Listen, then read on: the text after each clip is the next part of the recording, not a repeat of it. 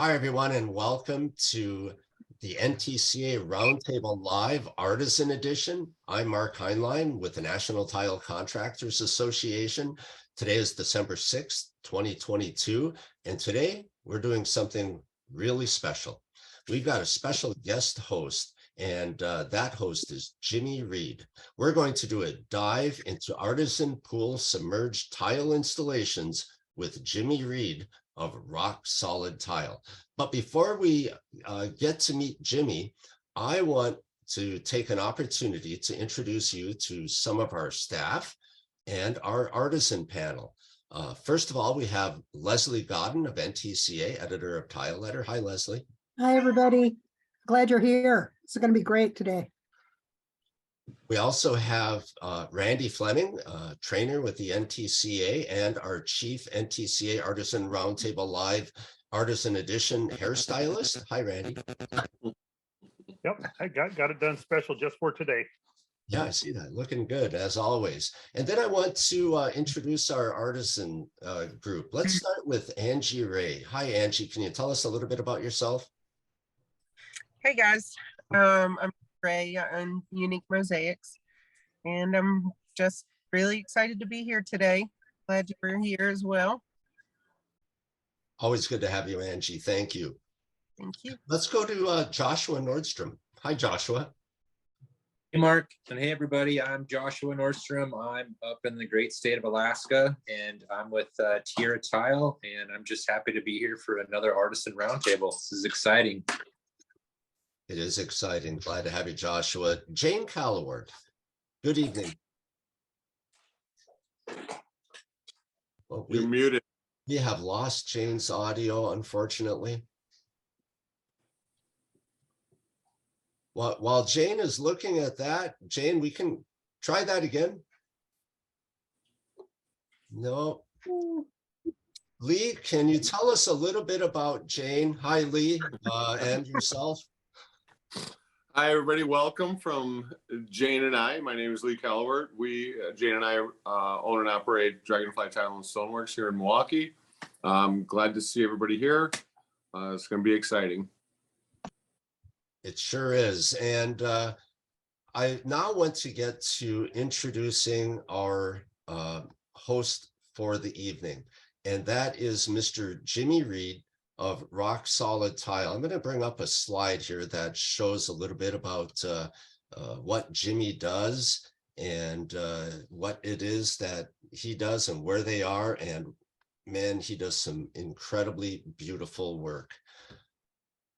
Mr. Reed, welcome. And can you tell us a little bit about yourself and your company and what Rock Solid Tile is all about? Sure. Well, thank you. Thanks for having me today. My name is Jimmy Reed from Rock Solid Tile out here in Southern California. I am a tile contractor since many years ago. I've been in the tile business industry working for tile contractors since I was a little boy. And mostly what we do at this point and for the last many, many years is swimming pools, mostly glass tile swimming pools. Outstanding. You have a long tradition of excellence and high quality work. And you said you're based in California, right? Yes, we're based in California, although we do travel quite a bit for our projects. That often presents other challenges as opposed to projects here mostly in LA. Just dealing with travel and different people and materials, getting supplies shipped or delivered to job sites is a little bit of a challenge when we're in an unfamiliar area. But it always works. We always pull it together. And as you mentioned, our real focus is on creating something really cool and that looks great and everybody's happy about and that'll last forever. How long have you been in business, Jimmy? Well, as I mentioned, I've been doing tile work. I started out as a helper when I was about 12 years old, and I've always had a hand in it. Of course, starting at that age, the interests vary. So I've done quite a few other side jobs along the way, but I've always had a hand in tile work since then. And so I would say I started doing my own projects and going out on my own in the early 80s and started rock solid in the mid 80s. Wow. Now, are you doing all of this work yourself, or do you have a team that you work with? Oh, no. Yes, we have many employees. I used to do all the work myself with helpers. And then as business grew, turning into a legitimate contractor and focusing on satisfying more and more clients and trying to keep the quality control in, we've had to hire employees over the years. So yeah, we have a lot of employees and most are long-term employees. Okay, great. Do you have an apprenticeship program that your employees go through? How do you bring them up to your obvious high levels, high standards? Well, a lot of the employees, as I said, are long-term employees that I did train and I have trained in the past. And they, in turn, are training newer employees along the way. And most of the employees, most of the guys that we bring on now are somehow acquainted with the existing employees. So the employees that we have now, they know what's needed on the projects. They feel as responsible for the projects as I do. So they're not just trying to hire, helping hands that are there to fill spaces. They actually want real talented people that are able to take orders and do, what we expect and require for our projects. And I'm sure, like most tile installers and most master artisan and crafts people, they take a high sense of accomplishment and pride in the beautiful projects they create with you. They do. The employees, I feel really fortunate with the guys that we have. Yeah, outstanding. And so tonight you're going to tell us about some of your projects and the workflow, and we're going to see a project come to life in just a couple of minutes. But before we get into that, I want to welcome again our attendees, our audience, and I want to tell you a little bit about how our program works in case you're a first-time attendee. I see many familiar faces. Welcome back, everybody. Glad to have you. And I want to tell you that we're going to have a really interesting program tonight presented to us by Mr. Reed. And we're going to see a lot of slides. And we do plan on taking a break after a few slides so that will give us an opportunity to bring in your questions, your discussion with Jimmy. And then we'll carry on and we'll have another opportunity for more questions and answer and conversation with Jimmy. We have the chat room available. If you'd like to answer or ask a question in the chat room, please feel free to enter it there. Our Artisan team and our staff will be monitoring the chat room, and we can handle your questions that way. Also, please feel to raise your hand, and we can get to you that way directly in contact with Jimmy.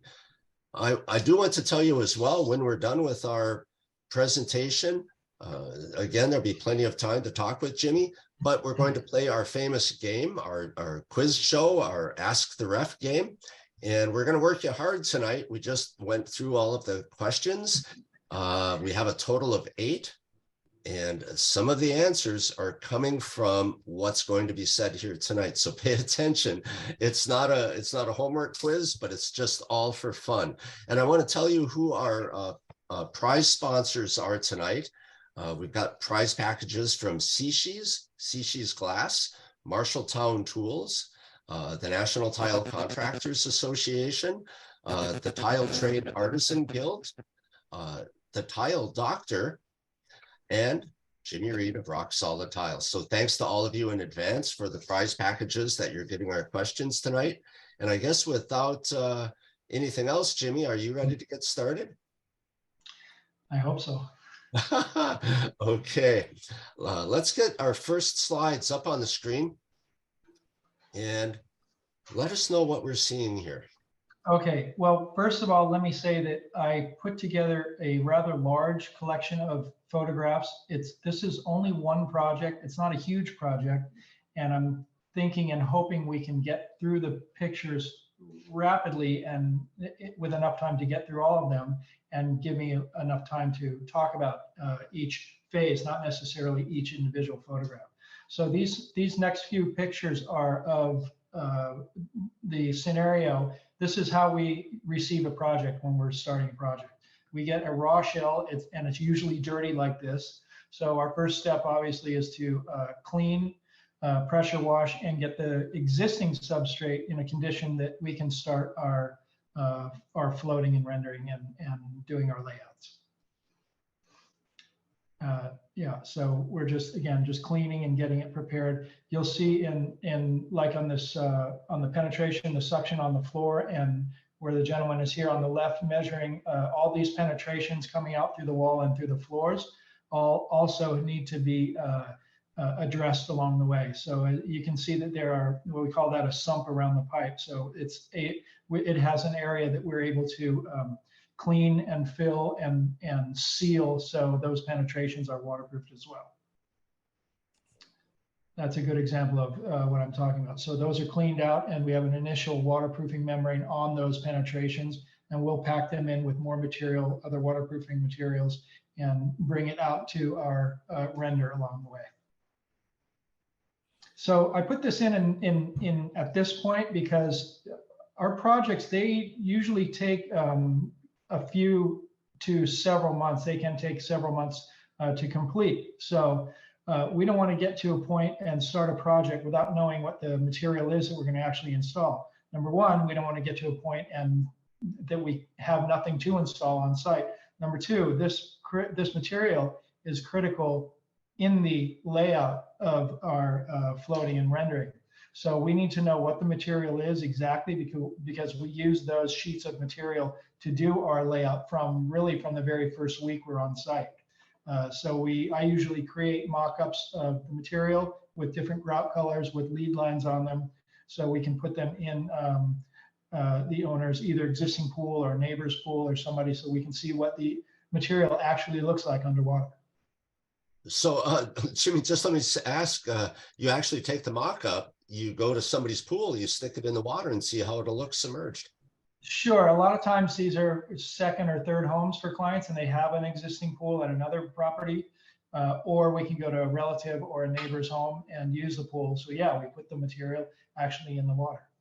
Wow, that's great. Mock-ups are excellent to do. Yeah. So it's getting this in this picture. You can see that it's in a lot better and cleaner condition than when we first arrived on the project. So we started our layout here. So these vertical lines that you see on that far wall, those are where our float strips are, and those are measured all the way across to the other side of the wall and left to right. So we know that we use that sheet of tile or many sheets of tile to lay out, and we know that from that spa to the far right corner is going to be a full sheet of tile on that wall. So are you saying, Jimmy, that you start to render the walls and bring them out so that you're working only with full sheets of tile?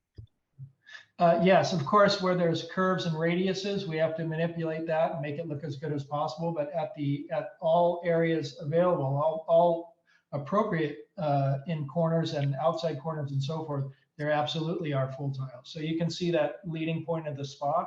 That's just rough gunite there. That could be, that could be way off as far as what we want in the end to have a perfect tile there and a perfect return going back. Same with the top of that spill edge on the spa. So everything will be a full tile except, of course, in the radiuses. Wow, outstanding. We'll see a little farther along one example of how we deal with the radiuses. I don't usually like to just let them be cut, so I try to dress them up a little bit. Sometimes it brings a little bit more attention to them.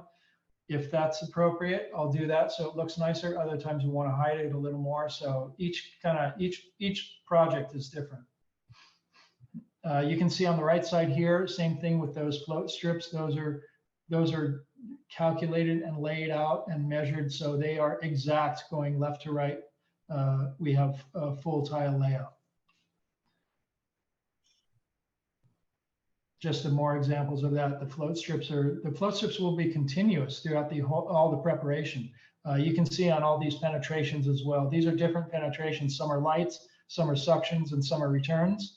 But they will all be treated and dressed, so we are eliminating any possibility of migration of water through where the pipes come out of the concrete.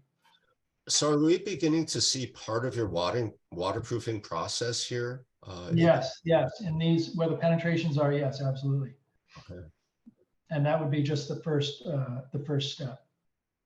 So you can see how this spa, compared to a few shots back, this leading edge on the spa now is floated, and it's super true right now, and it's measured out and laid out to full sheets. Same thing from this leading edge of the spa. I'm pointing to the screen, thinking anybody can see what I'm looking at. But from that leading edge of the spa all the way back to that first step of the pool, again, that's another full tile layout. And again, from that edge, that transition to the left side. So everything it's a pretty mathematical kind of endeavor to take on, and it's constant throughout the preparation phases of these installations. Do you have a typical tile size you're working with? In this pool, it looks like it's 1x1s. Yeah, this particular pool is oceanside glass tile, so it's actually 7/8 inch material. And that's kind of the general size. It's usually, if we're using oceanside or Bazaza is usually a 3/4 inch material. Sea-Cheese is their most popular lines are 5/8 of an inch material. So the most common ranges would be from the Sea-Cheese 5/8 to the Bazaza 3/4 to oceanside 7/8. Okay. And that's when I'm talking about when we're doing glass mosaic installations. Okay, sure. So here, okay, this lounge area happened to be, I don't recall, maybe it was high on one edge or the whole thing was too high. So it had been chipped out to give us room to bring it up to our exact elevation that we wanted. You can see the back wall and the left wall and the top of this bench going back to the back feature wall. Those are all pretty much finished as far as the floating goes. And we're just kind of going through the motions of getting the rest of the surfaces ready. So will all of these vertical surfaces be tiled? Everything from the pool bond beam down. These two back walls, those are outside of the water. Those are raised above the pool, and those are going to be a leisure type stone material with planters in back of those. Okay. Excuse me. So you can see the lounge that we were looking at from the other angle. They're finishing that off. So that elevation now will be the exact same elevation as the bench. So the bench and the lounge are one surface. The floor, a lot of times we'll get a floor, and a lot of times these pools aren't necessarily shot for all tile installation, and or the concrete companies aren't even aware of the what extra precautions need to be taken to give us to help us from not having too much created work. So you can see here that the floor is greatly out of level. So this floor left to right is now perfectly level, and the pitch going from the spa to the deep end of the pool, this isn't a very deep pool, but I'll call it the deep end, it is deeper. There will be a grade down, but left to right it'll be perfectly level, which in shotcrete phase it is not, and oftentimes it's out by many inches. Because with a plaster pool, it's not really critical that they come in with a hand applied troweled on material it's not critical if it's level or plumb or flat or smoothing. Okay. So there's a lot of concrete often that goes on top of the existing shell that we get. Okay. That's something that's pretty common that we see. We have to do a lot of prep. Prep is everything, right? Substrate Prep is everything. I mean, once the pool is prepped, meaning completely floated and laid out, and the surface is ready for tile, the tile actually grows pretty quickly and easily. So yes, I always say that the majority of the work is really in the preparation. That's probably easily 70%.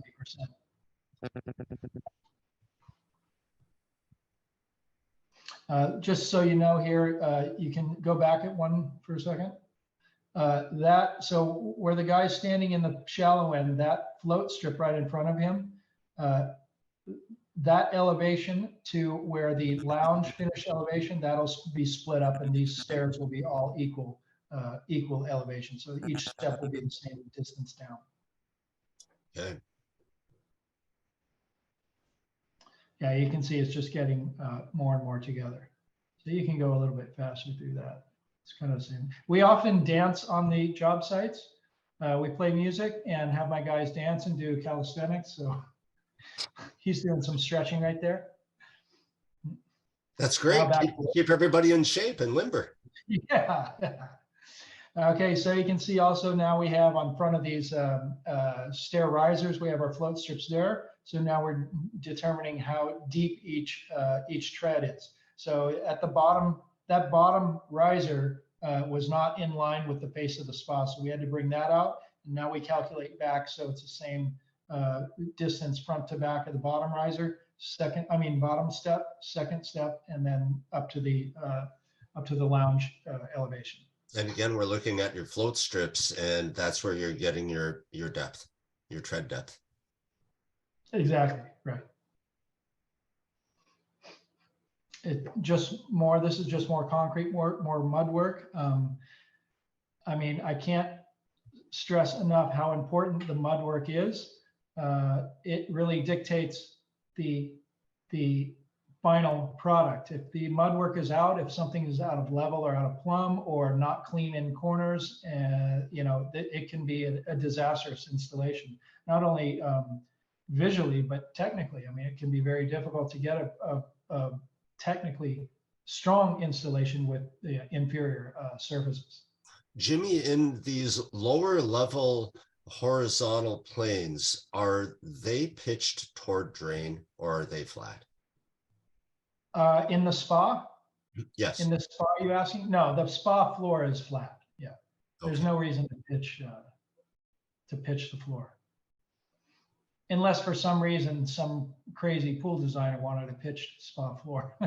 But no, generally the floor is flat. Yeah. So here we're getting closer on these steps. In this particular pool, we opted for a radius nose detail on the top tread to riser transition. So we generally do that we just make a template on site, usually with a piece of landscaping PVC, like some 6-inch drain pipe. We'll take a piece and cut it in quarters, and that gives us the perfect radius. I get asked that question a lot. How do we get the outside corners so perfectly round, and what do we use? We're just using something on site. Well, what a great tip that is. So I want to understand that a little more if I can. You're taking a piece of PVC pipe of the right diameter. PVC, cut it a few inches long, and then cut it in quarters. So the quarter of that pipe is what gives us this shaped detail that you're looking at that top transition. Oh, what a great tip. Thank you. This is just more mud work. You can fly through this. Hey, Jimmy, Yes. can I ask a question? Jason Christensen is asking what mud is being utilized. Okay, so What's the thin stack also? on this particular job, we use a site mix, which is we just do bulk washed plaster sand. And who did you say asked that, Jason? Yeah. Okay, so Jason, we're using a site mix material, which is washed plaster sand with regular cement for the floor and plastic cement we use on the walls. And we do a 4-to-1, so between a 3 and 4-to-1 mix, meaning 4 scoops of sand, shovelfuls of sand in a wheelbarrow, or sometimes we'll mix it on the floor. So 4 sand, 1 cement, and that's the ratio. And then we'll apply it to the floor walls with a bond coat of thin set as well.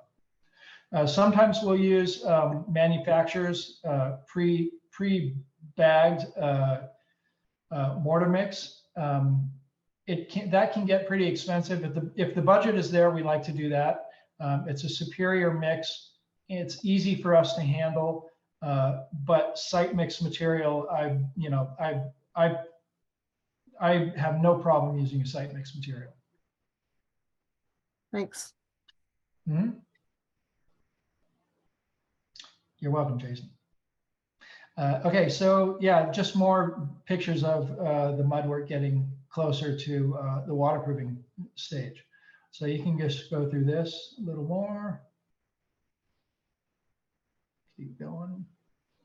Sorry about that. I was stuck. We can see some of your site mix in the back corner. Yeah, exactly. That's our sand back there. So that's just, again, that's just regular washed plaster sand. We buy it in bulk, either by if my guys are picking it up, we'll put a scoop or two in the truck, depending on if they have a heavy duty truck or not. Or we'll just have, we usually have the material delivered to the job sites.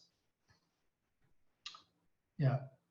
So you can see getting closer on the on that suction over there. So we're installing, we'll go back one.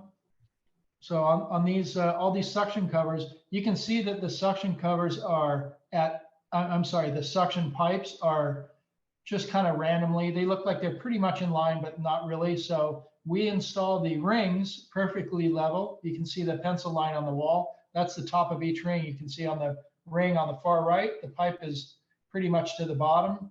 On the one,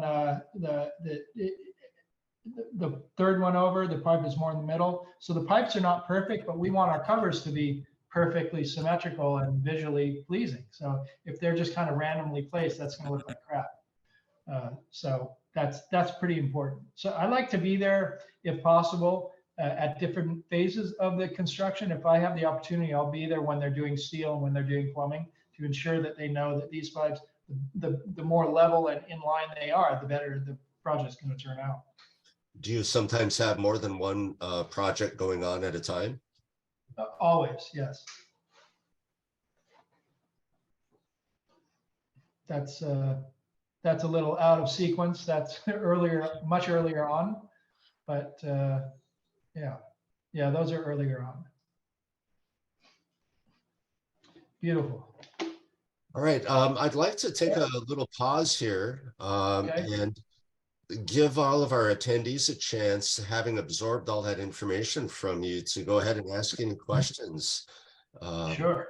Everybody. I've got a question, Jimmy. Yeah. Okay. I was just wondering what's your go-to fin set for these submersible installations? I hear a lot of different things from different manufacturers about what they like best for submerged application. What is your go-to? You've got to have a favorite. So are you talking about installing the tile or our bond coat for our float? No, sir. The tile installation itself.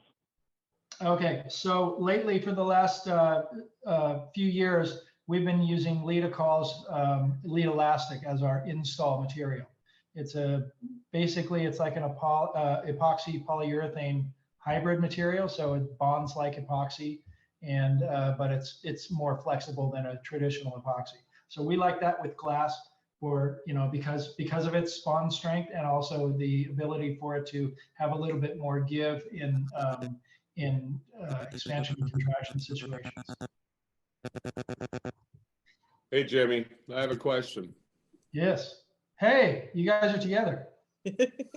That happens, Well, the chat thing isn't working on my computer, so I had to come up here for a minute. And I figured out my mute thing, so. Okay. But, living up here in, the tundra, there's plenty of in-ground pools. But what I've noticed over the years is I don't see a lot of glass mosaic pools or even tiled pools. So I guess my question is that just because it's a risk, it's not recommended, or are there different methods? Are there different considerations when doing that type of work in a colder region versus where you normally work? Absolutely, there are. I would say number one, though, I would think that the level of design going on in any particular area is gonna really drive that. If somebody in Montana wants an all glass style pool and they have the means to acquire that, they're going to get an all glass pool. So in that case, yes, there would be definite considerations. The process and system that we use currently, I would say we design the installation process as robustly as possible, meaning whatever I'm installing, no matter where it is, it's going to be the most thorough installation process and system available possible. So I'm not designing a lesser installation at some place that's not as environmentally harsh, let's say. So I would feel comfortable doing an installation in any harsh environment. Yeah. So, but there definitely is consideration. And what I was mentioning before about the flexibility in installation materials. And first of all, that's key. TCNA does require expansion joints. I believe it's every 8 feet or so for a pool, for submerged. However, finding an architect or designer that will sign off on that visually, because no matter what, you're going to see that joint. So there's always a balance in the expansion joint issue. There's always some conflicting opinions in submerged application. But yes, so in harsher environments, definitely you would minimally have to be more aware and thorough in the installation, in the design of the installation system. Thank you. Awesome. Mm-hmm. Our friends at Capstone Tile have a question for us. Come on. Yes, I was just gonna thank you for being here and be taking questions and your time. I know it's valuable. I was gonna ask, you know, as you continue to grow, and I imagine working with certain pool contractors and using very similar materials over and over, at any point have they taken into specs to lessen your prep work, or does it seem that every job is unique in that manner and does require equal amount of prep no matter who the contractor, say you've worked with the contractor 100 times or you just worked with the contractor once? Is that something that's kind of written out in the drawings, or how do you go about doing that? I think the answer would be, number one, yes, every project is different. Working with a familiar pool contractor certainly has its benefits, yes, and they are able to kind of do some preliminary work with the previous subs. You know, when we come onto a pool, we're the, let's see, there's excavation, there's steel, there's plumbing, there's concrete. So there's minimally 4 trades that are in that pool before us. So anything, that's what I mentioned earlier. I'd like to, if possible, I'd like to be there along the way with each of those trades and the pool contractor to kind of share what the outcome is going to be, and certain steps that need to be taken along the way to make it better, not just for me, but kind of for everybody in front of that previous contractor. So as far as our actual work though, you know,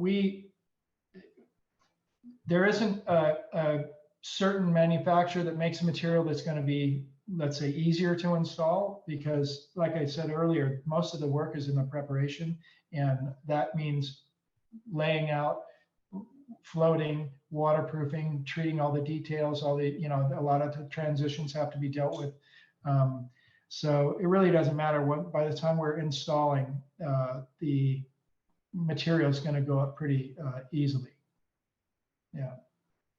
All right, cool. Thank you. And one other thing I was going to ask you, does the manufacturer that you said you use for the thin set and the mud, do they allow colorant to be mixed in that, or do you all grout each pool after installation?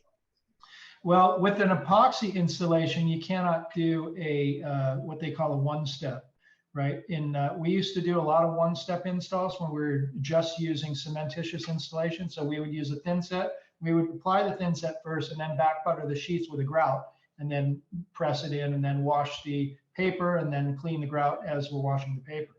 So there are issues that arrive that happen with that step in itself. But you can't do that anyway. You can't do that with an epoxy installation. And that's really all we're doing now is epoxy. So, but with the one-step cementitious installation, that's a tricky thing. And you definitely have to be patient and willing to kind of gather and acquire the experience for that type of installation.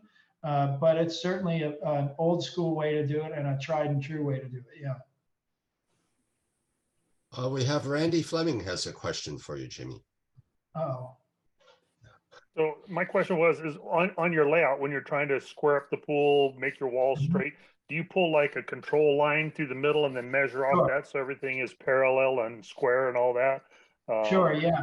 And a lot of times we'll have a benchmark, some other area on the property or on the structure, on the house or something that we measure off of in order for that to be perfectly symmetrical to, you know, whatever the design calls for.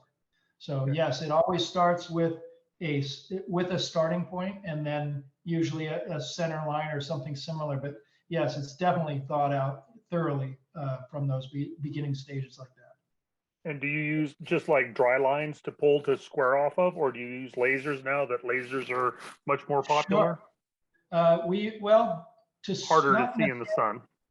Not really to square off of. We do use dry lines and chalk lines, and we're also continuously checking throughout the installation.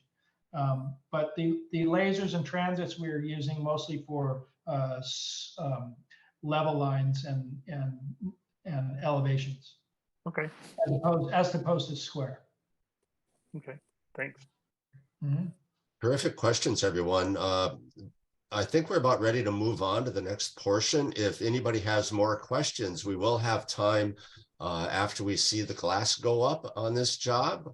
And so come back to us. We'll have questions then. You can put them in the chat room, whatever you'd like to do. Great questions. You ready to move on, Jimmy? I'm ready. All right.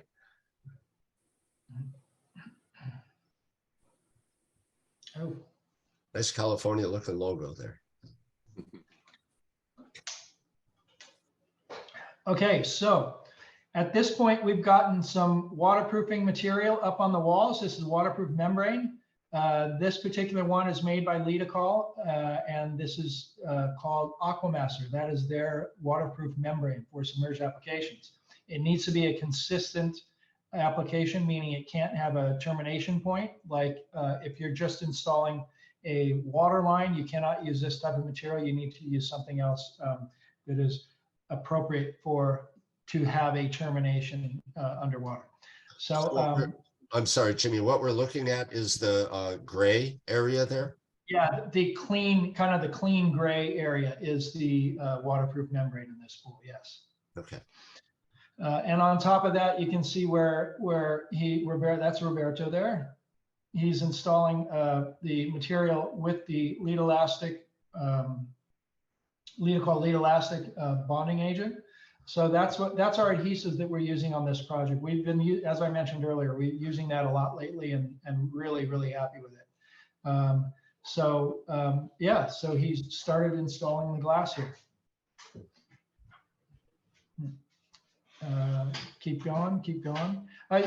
Sorry, go back one. I want to mention this. So a lot of times we'll get to a certain point in some areas where we're ready to install, and in other areas, as you can see on this bench, we haven't even done that radius detail yet. So we'll have guys working in one area that's farther along on the project, as farther along than other areas, and we're still doing preparation work on the other areas.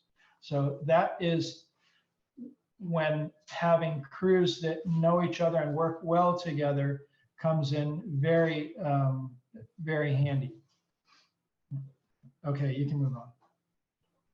So yeah, so this material, you know, I don't know if everybody is, but most people, if you're familiar with paper-based material, you install it, let the material bond, set a bit, and then start washing the paper off of the face with minimal water, and then you're able to really adjust each mosaic into place. So you have a totally seamless installation. You can see how he started a half a sheet away from the spa transition. And that is so any kind of adjustments that can be made in the wet set can be made. So that return piece isn't overlapping. How do I say it? So it's just not overlapping. So you have a visually even piece in the corner on each surface. Jimmy, in aligning the sheets, individual sheets, do you have any tips or tricks for aligning the sheets? I get that question a lot at some of our workshops where. And what do you mean in aligning in which way? You mean once the paper is washed? Yeah, when you're aligning one sheet to the next. Yeah, so once the paper is taken off the face of the material, then we're actually manipulating every piece that's on that sheet. So if there are 144 pieces of material here, we're actually touching and moving 144 pieces of tile in each sheet. And that we do to make sure all our lines are straight up and down, and that we don't see any sheet marks between the sheets. All right.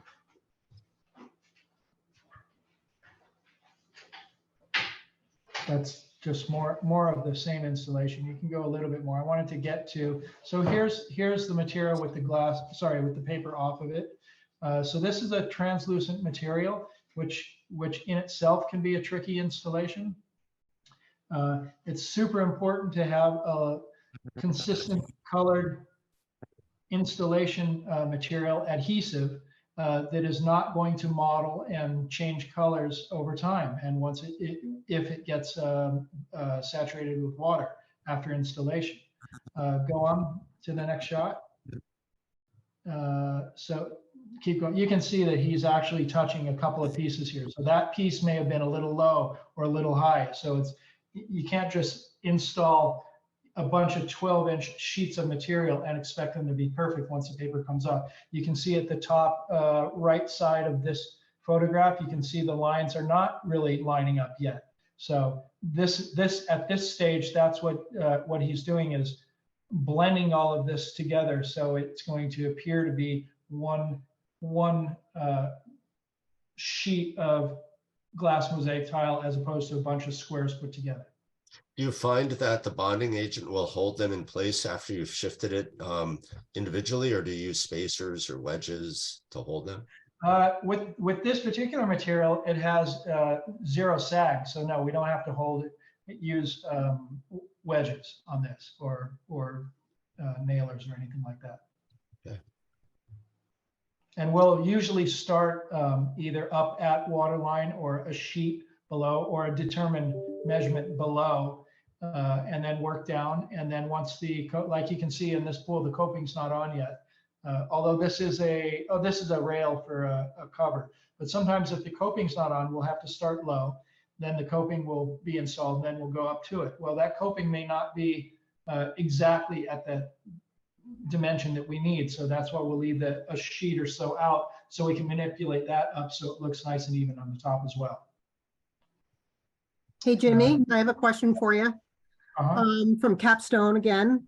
How long until the epoxy setting material sets up, and how relative to ambient temperature and conditions is it? Well, it's pretty critical, the temperature, although there is a good range. I think, I don't know offhand what Lidocol specs for their temperature range, but most manufacturers, I think, are generally between 45 or 50 and like 90 degrees for staging and installing the material. Some are, and maybe Lidocol is, or maybe Laticrete is a little bit more specific about the exact range, but there is definitely a range.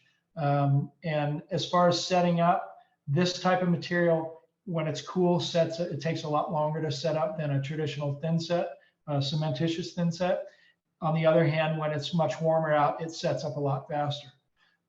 So we like to use the smaller containers of the material, so we don't get too far ahead of ourselves, or I should say, we don't get ahead of ourselves and have wasted material in the bucket that goes off.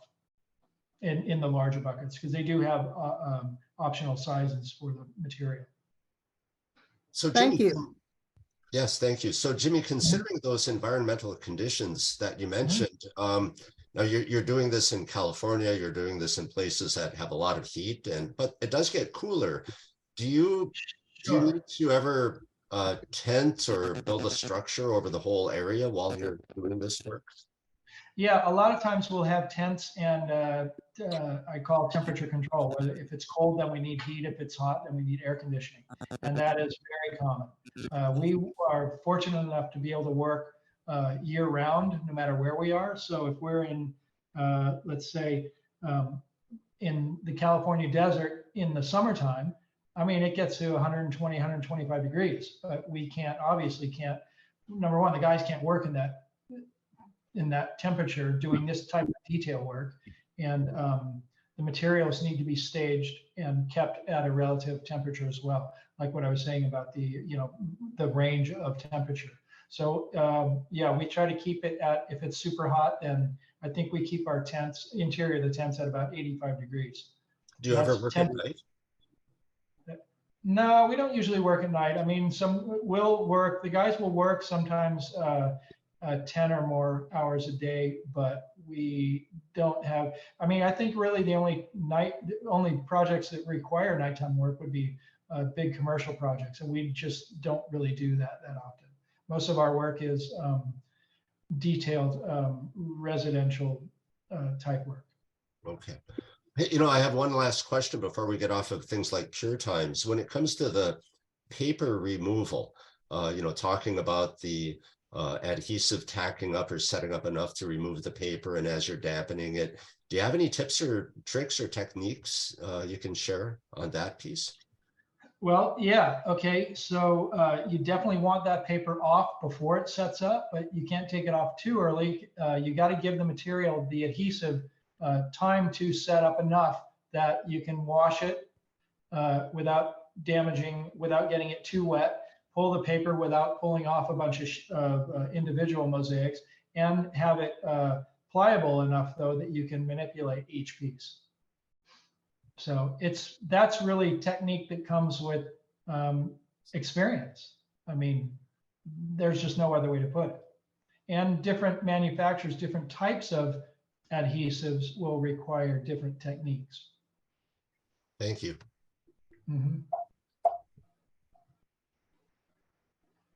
So as you can see, the top of this will have the corner transition here. The top of the picture is full tile everywhere, but those walls are coming down in cove. This particular pool had radius cove transitions from wall to floor. So I have to make this transition look good, I have to go at each corner from the center and kind of play with it as we go into the corner and down to the floor. So that's just kind of the beginning where we're starting to think about how we can make this transition work. You can see the clean gray surfaces are the waterproofed areas. You can see in the corner there's more mud on top of the waterproof. So we'll get to it and then measure again and check it again and maybe have to add a little bit of material. It's like a sculpture. I mean, we're taking away and adding until we get it just perfect. I see a rub stone laying there too for some fine tuning. Sure, yeah. That's a very important tool for my guys. Yeah, same thing. So here we're installing material. I was going to mention this at the beginning of the tile installation pictures. So the translucent, especially with translucent, and this is not just for translucent material, but it's especially important visually, that these ridges on your notch trowel, when you're applying this material, whether it's a traditional thin set or an epoxy type material, you need to knock those ridges down. There's a couple of, number one, with translucent, you just need to do that because you see it. And eventually water can migrate into the substrate or into your installation system, the layer of installation, And if water sits there and it's a cementitious material, it can do all kinds of stuff, not necessarily affecting the bond or the installation or the integrity of the installation, but visually it can be a disaster with if you're not super careful and using the right material and techniques. I usually try to warn people or steer them away from using a translucent material. Of course, the darker it is, the least chance of anything visual will be happening behind it, or I should say, least chance of you seeing what's happening. Because believe me, anything that's happening behind this material, translucent, you will be happening under any other material, whether you can see it or not. And you're using white adhesive as well for the translucent. Yeah, we generally use white just because it makes the material look a little better, gives it a little more vibrant look. Again, so we're getting the wall areas done, and we're going to start getting to the floor pretty soon. So we don't usually finish off the floors until we get the walls done, because there's no point in making the floor perfect and then we have all this traffic in it, because the concrete or the mortar bed will wear a bit. We certainly don't want to waterproof it and then work on top of it. So we'll do the walls like this. And when I say you can't have a termination, we wouldn't ever stop the waterproofing without going back. So when we come back up to this waterproofing material on the walls with the floor application, we will overlap it plenty. So there's no, there wouldn't be any type of seam between the two. Ask a question, Jimmy. Yes. So, you build your walls out for full tiles, and then when your walls cope down to the floor, that everything changes. So how are you making your floor so you end up with full tiles on your floor if everything comes together at the floor? And then I guess I'm just not, I don't understand how you get the full tiles on the floor too. Is there, what's your magic there? So good question. So this floor, again, this floor goes from a shallow end to a deep end. So there's going to be some kind of weird transition that we have to deal with. The wall in the back will swoop down and will be continuous all the way up to a full tile at the face of the spa and the face of this first step in the pool. But the two side pieces where the floor pitches down, there's no way to make the sidewalls on a pitched pool work with the floor tiles. And that's what I believe your question is. So I'm going to show you a picture, and that video that Mark and I were talking about earlier will kind of give an example of how I treated this particular transition between the walls and the floor, where it does pitch, where the grid cannot continue on the sides. The grid continues on the back wall and hits the spa and first step. The spa and first step in this pool are square transition, so there's no cove here. Yet it's still going to be a full tile. Okay. So I'll speak to that again when we get to that picture. Maybe it's next time. For the attendees, Jimmy just mentioned a video. That video wasn't playing so well when we were practicing. So this video. So maybe we have a picture or two. Yeah, this program is being recorded, and it will be posted on NTCA's YouTube channel. And when we do that, I'll make sure we get that video added, either with this or as a partner file. So we'll get that video up there. It's really explanatory. It's a good one. Cool. Okay. Yeah, just some clean process of installation here.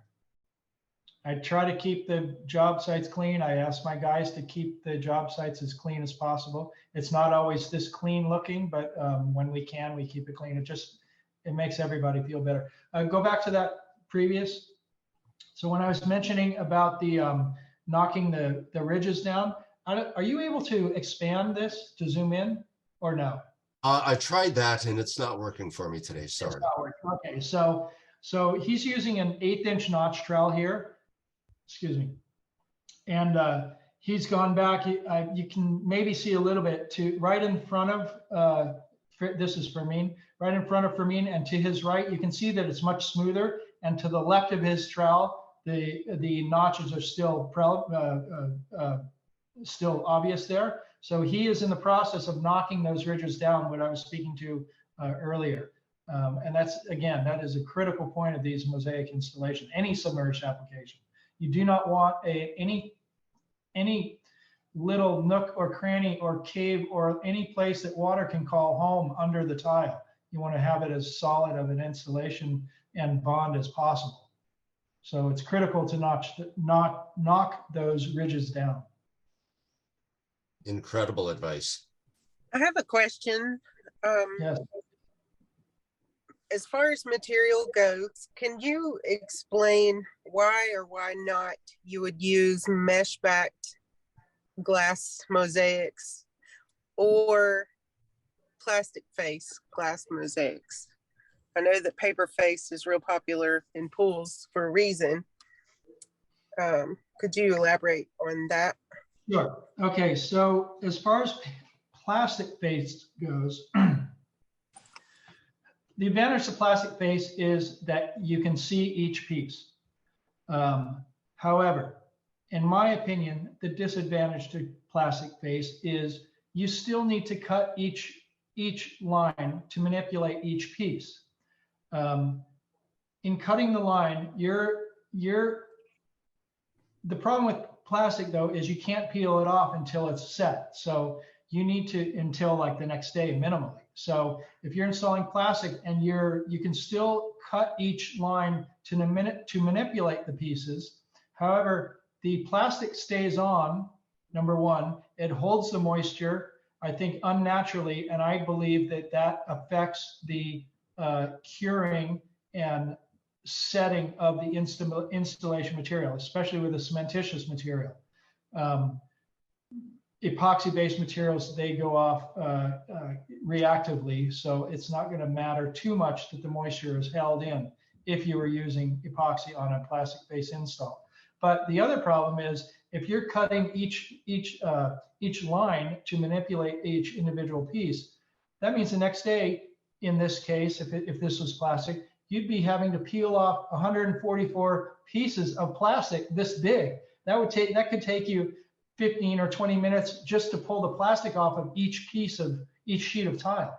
So I find plastic face material to be a huge pain in the ass. I have no reason to use it because the manufacturers that I prefer and love all offer me and offer everybody paper face. So I don't see any reason to use plastic face. I can say the same for mesh back material.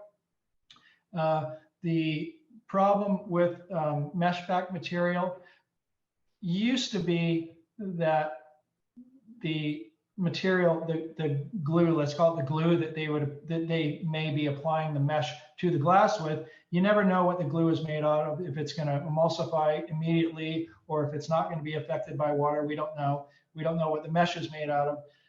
I do credit a lot of the manufacturers now are using much better quality materials that can be appropriate in submerged applications.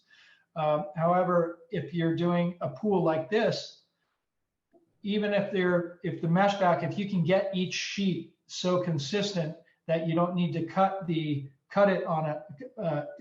sheets to manipulate on a flat surface, that's fine.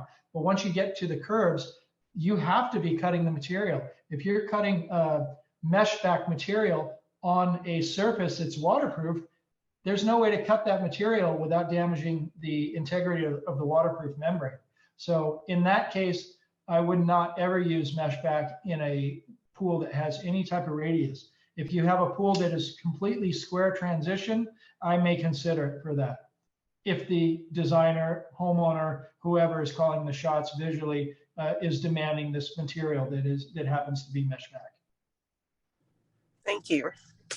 Great explanations.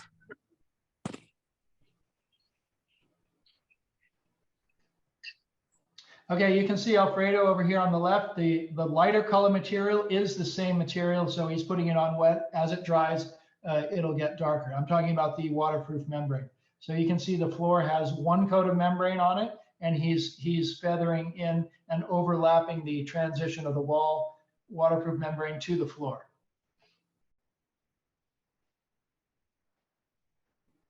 That's teamwork right there. obviously on a spill edge, the edge itself it's critical. It is perfectly level. The inside of the spa on this, and I like this look a lot, where the inside of the spa is lower than the outside edge. That means even if the spa circulation is turned off, the water will sit on the outside edge, so it looks more like a sheet of glass on top of the spa, as opposed to seeing the top of the bottom beam. So here, Joshua, here's where we start thinking about those transitions. This is in the corner, but this will relate to the floor and wall transition going from shallow to deep. So at this point, I just got out my pencil and started drawing. Keep going. Yeah, you can see how that comes together. So I never know exactly how it's going to go until we get to it. So I'm creating, and it's going to be the same thing in this corner. Keep going. So let me mention, so you see this white material. In this case, we skim coated the waterproof membrane with a thin layer of our bonding adhesive, the lead elastic here. And that just gives it a little extra. Number one, the lead elastic is approved as a waterproof membrane. Number two, it gives the waterproof membrane, this Aquamaster waterproof membrane, an extra layer of protection while we have to work on it. So we even have, you can see we have, stepping pieces of foam and cardboard we're trying to stay on, but we try to protect that membrane as well as possible. Okay, go on. Yeah, you can keep going. Let's get to the transition detail. Sorry, go back one more. So you can see that in the beginning, this where Fermin is working on this lounge, this was a different elevation than the bench. So that is all dialed in. It's perfectly calculated to a full piece on the bottom where it hits the bench top to the top of the rail for the pool cover. So that's all full piece everywhere. That full piece wraps around the entire pool at the exact same level elevation. And this elevation of the outside of the spa will play off of that as well. The spa edge, I believe, is one tile above the spa waterline edge will be one tile above the waterline of the pool.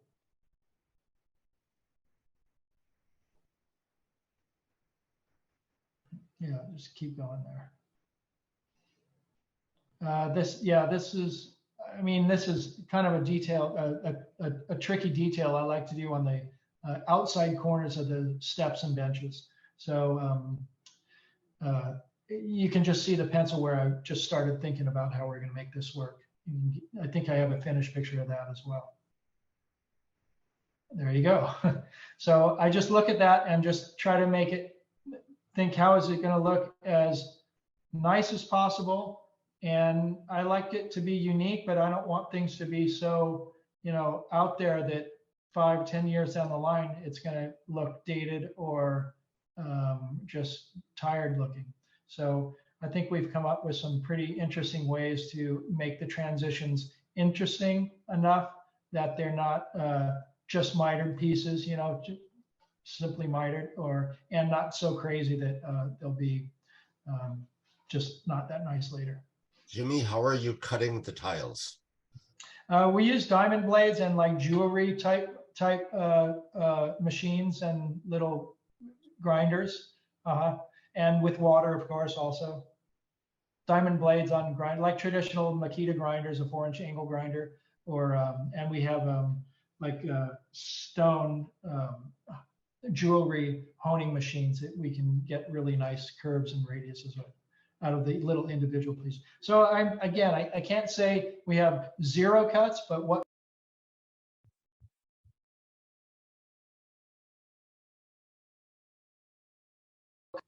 sorry. Seems like we lost you for just a second there. Are you with us, Jimmy? Sorry. Yeah, I was just saying that sometimes, I always say we want 0 cuts, but sometimes you just can't avoid cuts. So the cuts that we do have, we try to make them symmetrical and look like they're meant to be there, and they're there for a reason, and they look really good. So a simple transition like that little detail on that one step, that detail right there, that probably took a day to complete, just that one detail, just that corner detail.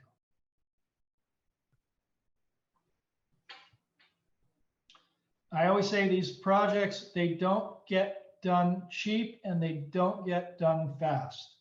So, and there are plenty of reasons for that. So Josh, back here, oh, do you see my mouse or no? No, that's just on my screen. So you can see at the bottom of this spa wall, that's a full tile, and it's full tile and level all the way to where it starts to radius up to that sidewall. So go to the next shot. That's just doing the top. We can see your mouse, Jimmy. We can see your cursor on the screen. We can see your cursor. Yes, sir. So I think that's me, Nicholas. Yeah, that's not me. That's me. Okay. Sorry. I wish I could do that. Okay. Anyway, yeah, this is just dialing in the top of this spot. So Joshua, this wall here is wrapping right into the floor. So there is no transition here grid-wise. It's going from the plumb vertical wall right down into the horizontal floor, smooth all the way across. And it will go all the way up that floor to the, again, to the square detail transition of the spa in that first riser. So I want to get to the sides now. So keep going on the photos. Keep going. Go back just for a sec. Sorry, I keep saying go forward, go back. So we'll use the this glass these glass paper also in the sanders to kind of dress and polish off the transitions of the glass. So even though we spend a lot of time trying to get it real nice and even, there's still little points that can come out, and I just like the feel of it. I'll not bullnose, but just ease the edge of all the outside square transition of the glass. It feels really nice. Okay, go on. Again, full tile up here where it hits the spot down to the wall, but that's not what I'm looking for. Keep going. Keep going. Example, right? You can see that, Joshua? Yes. Okay, so keep going. I know that wasn't your question, but this has to do with it. Okay, so right here, I'm like that other picture where I was just starting to think about it. So I put a bunch of tape on the walls and start drawing lines of where I want this ribbon to go. So this ribbon is going to act as a kind of a transition frame between the floor grid and the wall grid. So it's not just trying to hide the cut and hope nobody sees it, but I'm actually highlighting the difference in transition, much like you would see a contrasting color piping in a sports car in the seats. So I'm actually bringing attention to that transition as opposed to trying to hide it. Go on. Next. There you go. Next. Let me see if we can. Yeah, it'll follow this cut line up, and then those will get trimmed off to that one ribbon piece, and the floor will go right up to it. So in this case, we'll have the wall that goes down to that ribbon, and the floor that goes up to the ribbon. So there will be cuts on both sides, and that will be like a piping. Go on. Yeah. Keep going. Yeah, I wish we could see the video because the video really explains it well. Okay, so we've got plumb walls here, got level flooring, but we have a cove transition. The floor is pitched from shallow end to deep end. Its pitch is down, so how do you make this square grid connect smoothly? Well, here's one way. So we have a simple division band here. If you can get a little close, just look at that there. See, it's this band right here. So this band will continue all the way down here into the deep end of this nice little pool. And then in the corners, it goes from square returns transitioning into a cove this way, so, and a cove this way. So we just, you know, once it starts getting together, you got to manipulate and try to make it as good, look as good as possible. So we created this little division band in the corner as well. That's it. It'll come off the top where the corner at the top is plumb.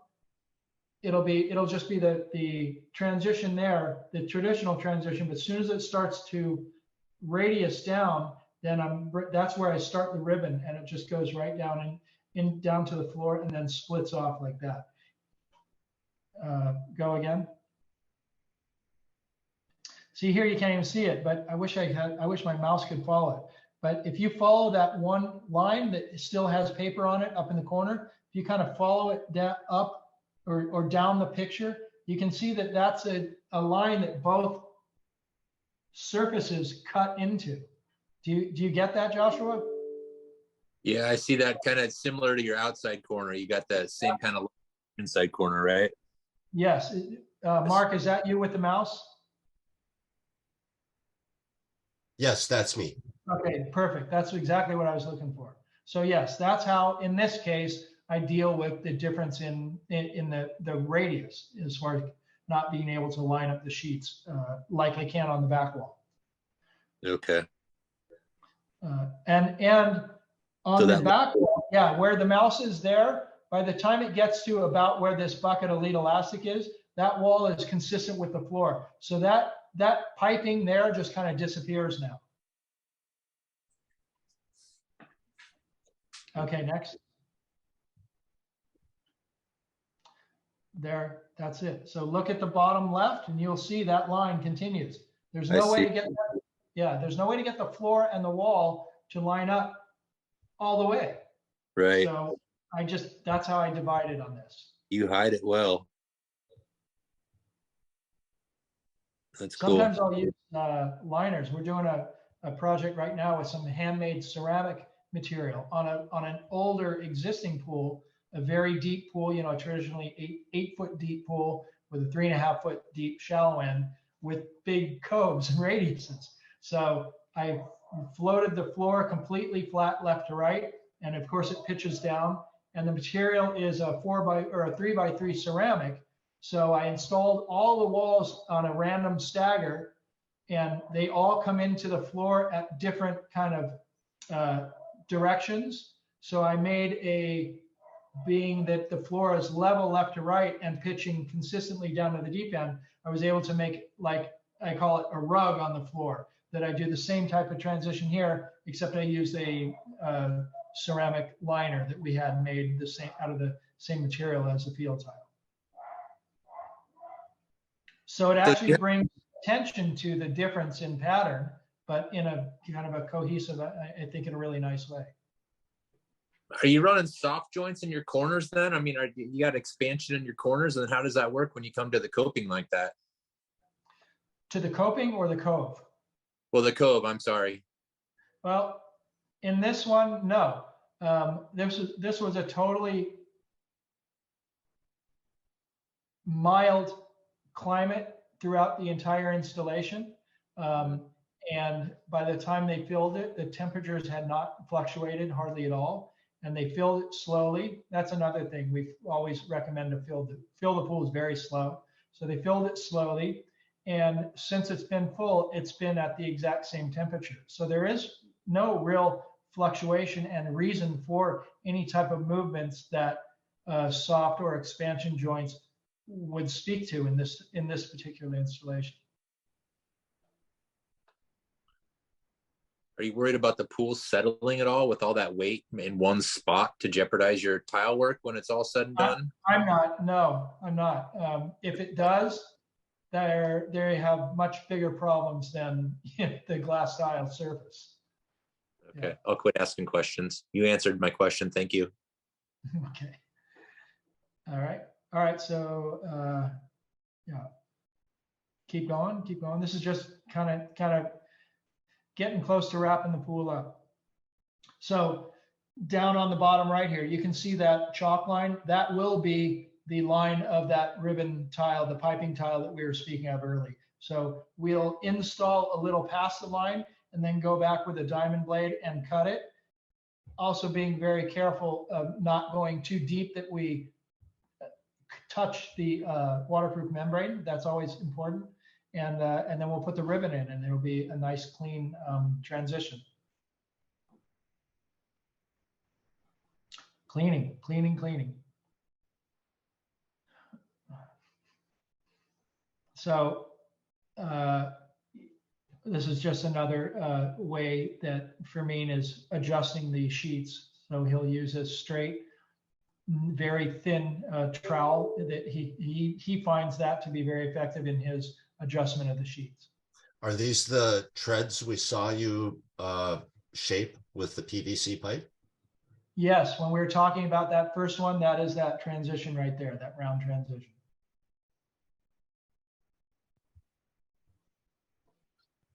Keep going. Yeah, so you can see that ribbon that we spoke of, Joshua, it goes and just dies right into the wall. You can go up the wall and see that it's a full tile everywhere and all the way down on the floor. It's just, I mean, it's just simple mathematics. Lay it out, measure it, and bring the surface out to that dimension. You say simple, but it doesn't look simple.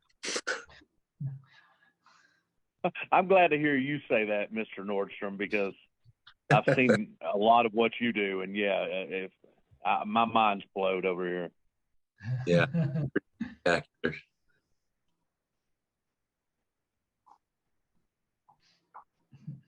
Getting close. Starting to look like something now. Yeah, there's a top view of that. So you'll see where it's cut off here. The cut channel where that one sheet will go. I'm sorry, that one line of tile will go. As it goes up the picture, you can see it's cutting into the wall, and it's also the floor is cutting into it. But right where that void stops, you can see it's full tiles. It's going from left to right, up the wall, down the floor. And at that point, that floor is perfectly level, and the wall is plumb, and the radius is consistent. So at some point in the bottom and at the top at the shallow end, it is consistent with the floor. Because the walls are perfectly square.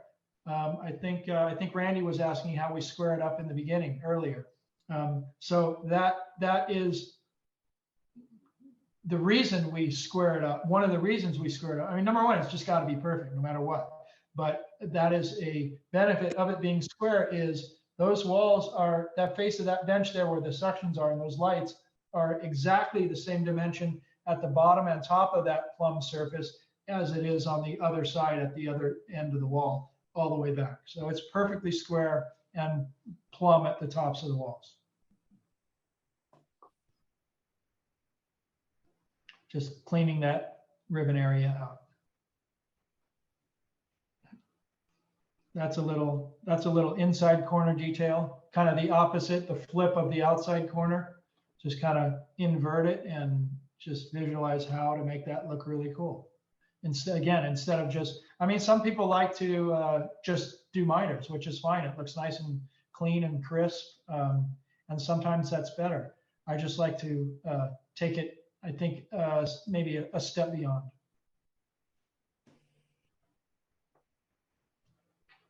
That's a translucent grout. So that was, the grout is not set yet. So when that grout is all set up, it blends.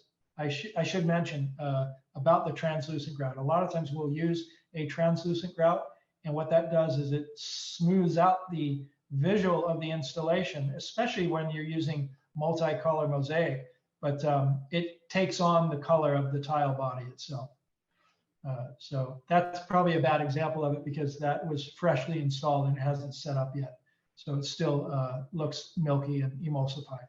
But it gives you an idea of how that transition will look once it's grouted and cleaned. And we'll come back in and dress all of these tiles as well. Like I was talking about the outside edges, I will try to clean those edges up. We'll do the same on all of this little hand mosaic work to make it look and feel really smooth when you go in to touch it. Here's all our covers down here. These are just traditional 10-inch suction covers. They're tile top suction covers. a lot of times we'll either make custom stainless covers to have them disappear, or use some other design type of covers. But there was a whole bunch of covers in this pool, and we were able to use a dark gray color on the covers, and with the blue tile in the center, and just this slight dark gray rim of the covers, it looked pretty good.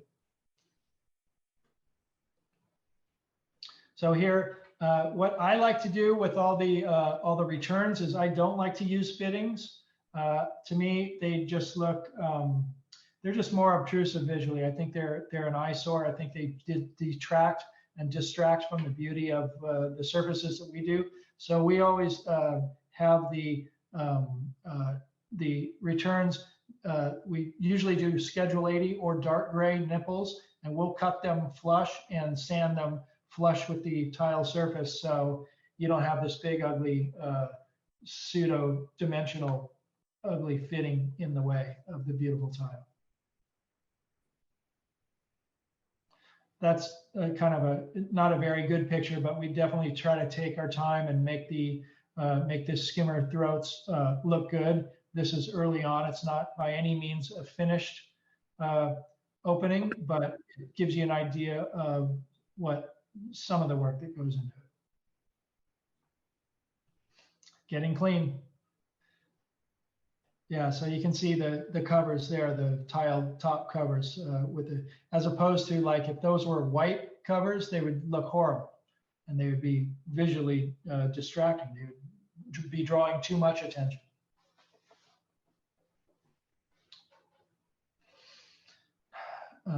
Yeah, so he's starting to grout in the spa. The pool looks like it's grouted.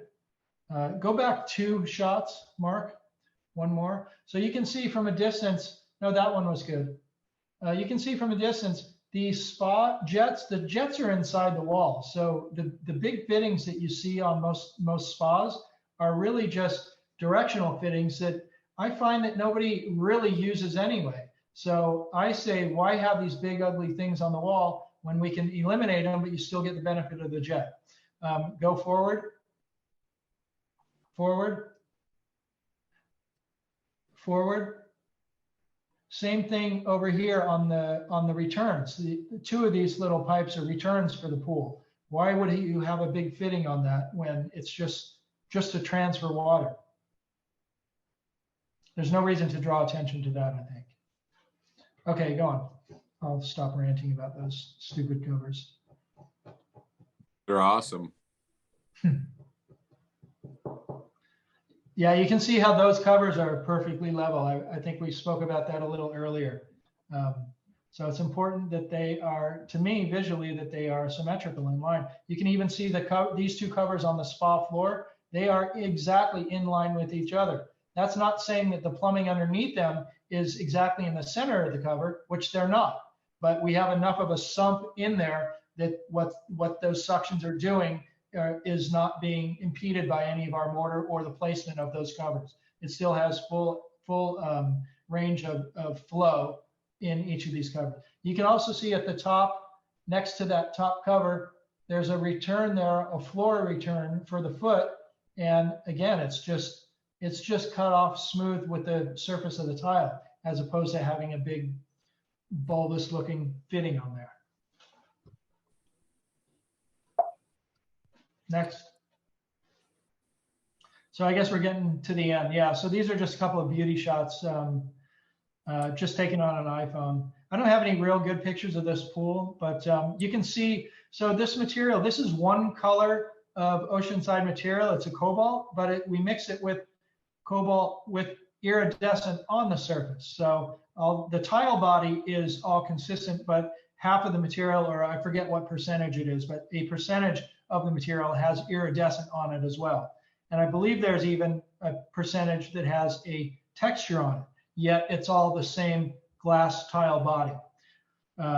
And you can see what that does just in this little iPhone picture, just the life and the vibrancy and the depth that subtle blend really provides. I mean, it's pretty awesome for just a blue pool. Yeah, it's spectacular. Yeah. There it is.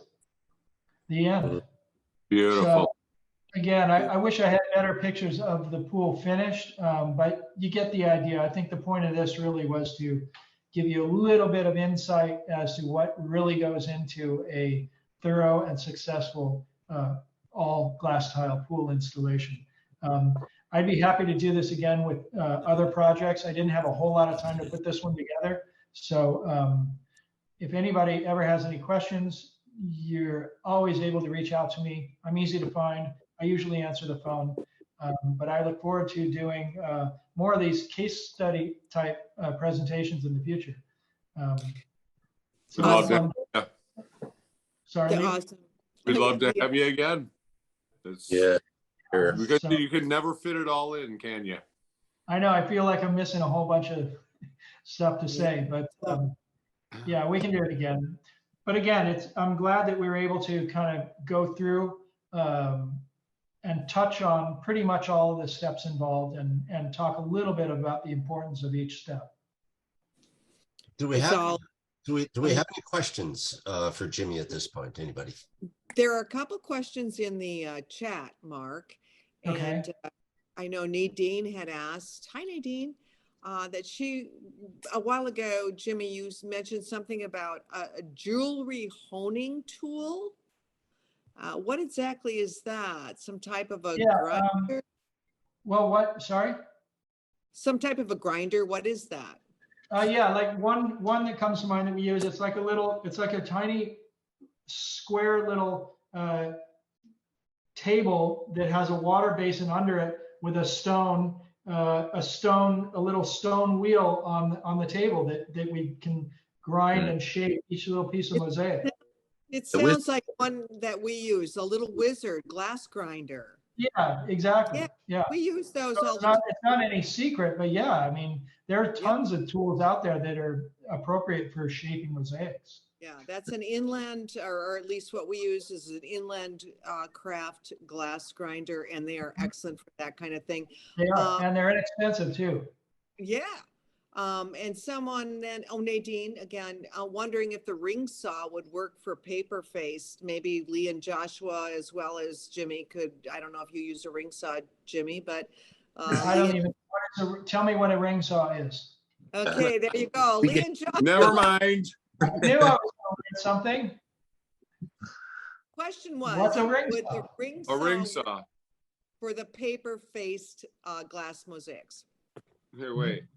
I think anything that water hits with paper is going to be problematic. So I don't think the ring saw would be that good of a thing to use with the paper face, because it's going to fall apart. But Lee can answer what the ring saw is, because he's the ring saw wizard. That's a whole different discussion. I'll give him the quick run through of what it is. It's a coreless blade that runs through a table, through a gearbox, a flat table, which in a lot of ways is like a scroll saw for glass tiles. You're using with water? Yes.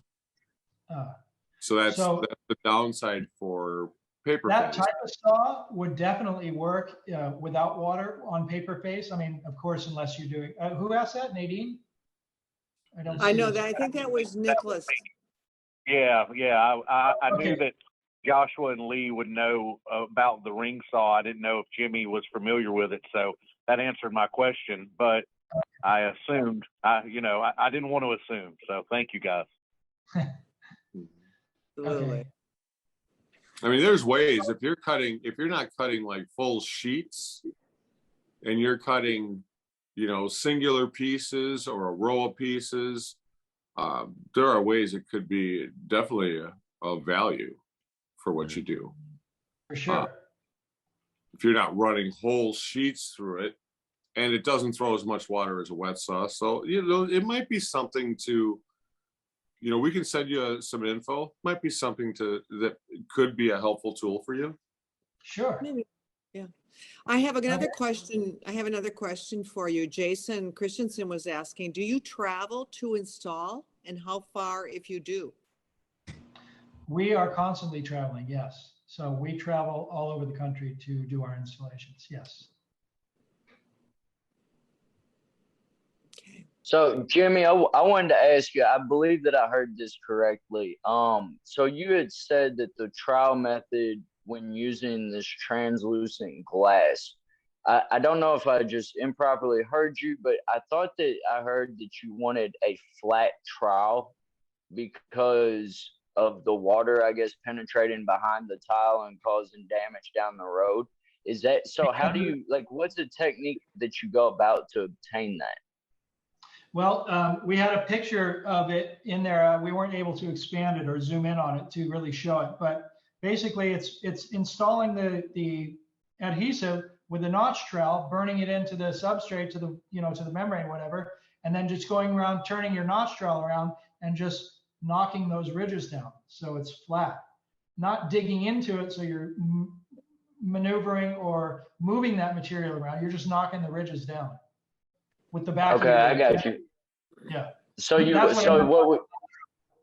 Okay, I got you. So what are you normally using? Just an 1/8" V notch and then going and smoothing it out? Or square notch, yeah, for the mosaics, yeah.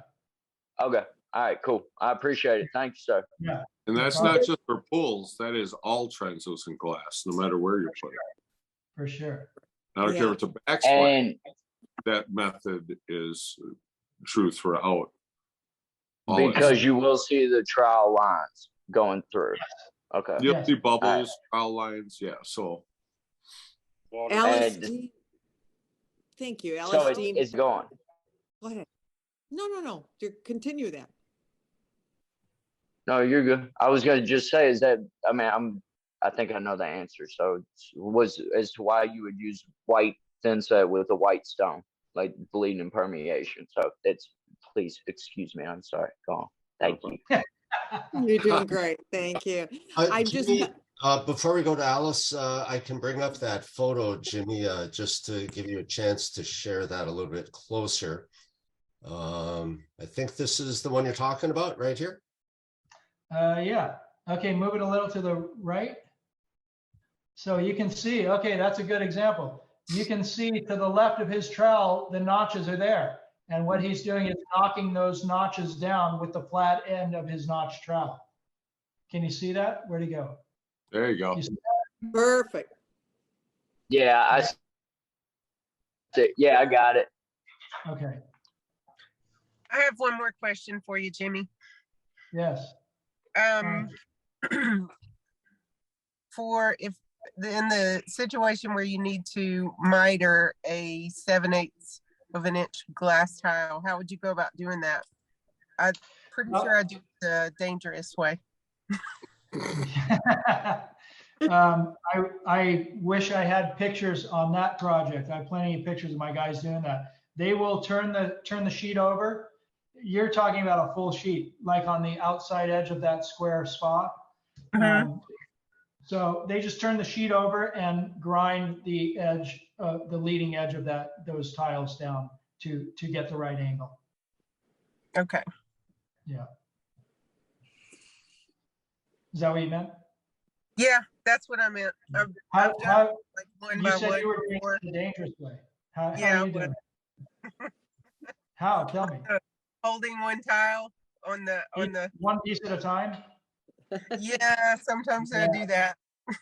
Well, if you don't have that many to do, like if you don't have a huge long run and you're doing it with a water saw, I mean, that's fine. Yeah. Yeah, that'll work. Those glass tiles like to fly away from you though sometimes. Oh yeah. Yeah. Yeah. So Hey, Alice, Jimmy, sorry, look at me. I'm just on point cutting you off. I'm so sorry, Jay. no, I love it. Go ahead. I was just going to say, so I am, and thank you, but so I would guesstimate there's probably what, 100,000 tiles in that pool? 100,000? Well, let me. Here we go. Okay, I'm going to say that. That's how I got to 100. 1,000. That's how I got to 100,000. Let's see how close I am. I got 216,000. Okay. And that's a Okay, small it's a pool. little bit bigger than it looked like, and there was a hot tub.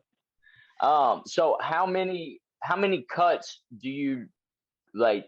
What's the most amount of cuts that you've ever had with that much planning, and how few cuts do you strive for? Well, I mean, the goal is to have as few cuts as possible. Of course, that's dictated by, the shape of the pool. Anytime you get any kind of radius, then you gotta deal with those cuts and make them pretty, like we did in this pool that we just saw. If we have a completely square and rectangle pool with square transitions, then I can do absolutely no cuts, except for, of course, if I'm doing that stair nose detail, then there are going to be 4 or 5 cuts at the wall, at the wall where that radius hits the wall. So we'll have a couple of cuts there. But other than that, if it's a square pool with a square transition detail, there are 0 cuts. I can easily do that. And I'm sorry, I forgot. How long had you said that you have been doing pools alone? Pools, sorry, hold on. I'd say you mean just pools and not interiors? Is that what you mean? Well, pools, I mean, if you're on a pool, you're learning about pool work. So how long have you been on pools? The first pool that I did was probably early 80s, before I was even licensed. But we've been just doing pools for I'd say a good 20 or 25 years. I mean, I can't say that we haven't done an occasional interior in between, but there's always a specific reason. If we're going to do an interior, whether it's a whole interior for maybe a friend or like some famous freaking designer that needs me to do it for whatever reason, sometimes we'll do that, very occasionally. But mostly all we're doing for the last whole bunch of years is pools.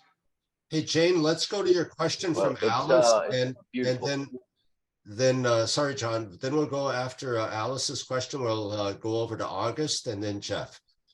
Okay, perfect. Alice was asking, are there any pointed questions prospects who are comparing contractors' bids should ask for this type of job? What would be the questions that they would ask for this type of job? I'm sorry, I didn't follow that. Can you repeat the question? Are there any pointed questions that your customers who are interested in comparing you and others should be asking when they look to have someone like you come in to do this type of job? What's most important for them to be asking?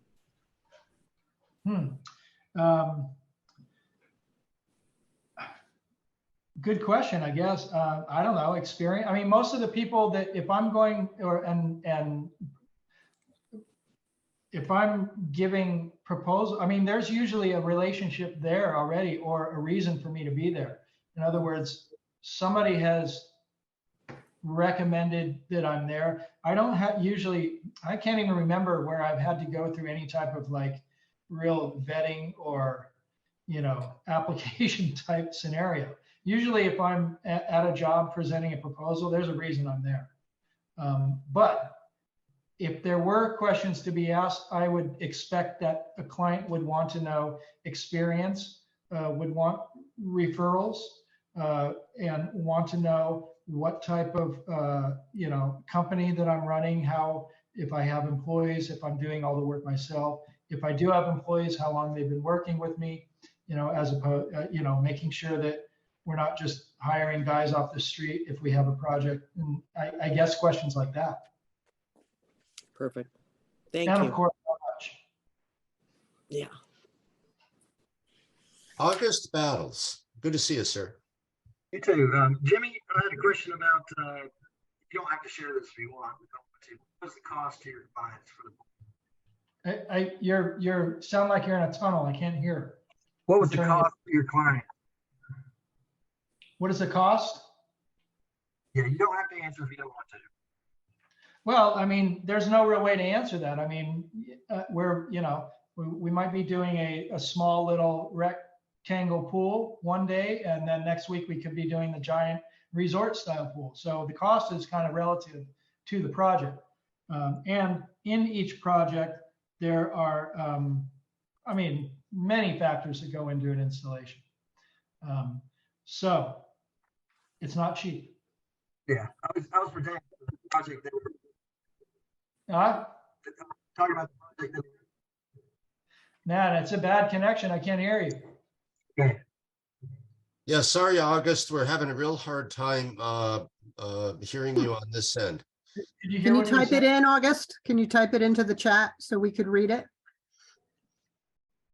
Okay, while August is typing into the chat, that's a great hint there, Leslie. Let's go to Jeff. Hi, Jeff. Oh, Jeff, you're muted. And after Jeff, we'll go to Lindell. Jeff, please unmute. Who? Jeff, there he goes. Hey, you. Can you hear me now? Yes, sir. Hey, hi, Jimmy. Jeff, how's it going? Hey, nice hat. Yeah, you like that. I wore that just for you. So I've been hearing all these questions, and how do you what does a customer ask for? That the problem is the customers don't know what to ask, and to differentiate you from any other traveling mosaicist or tileist of any sort,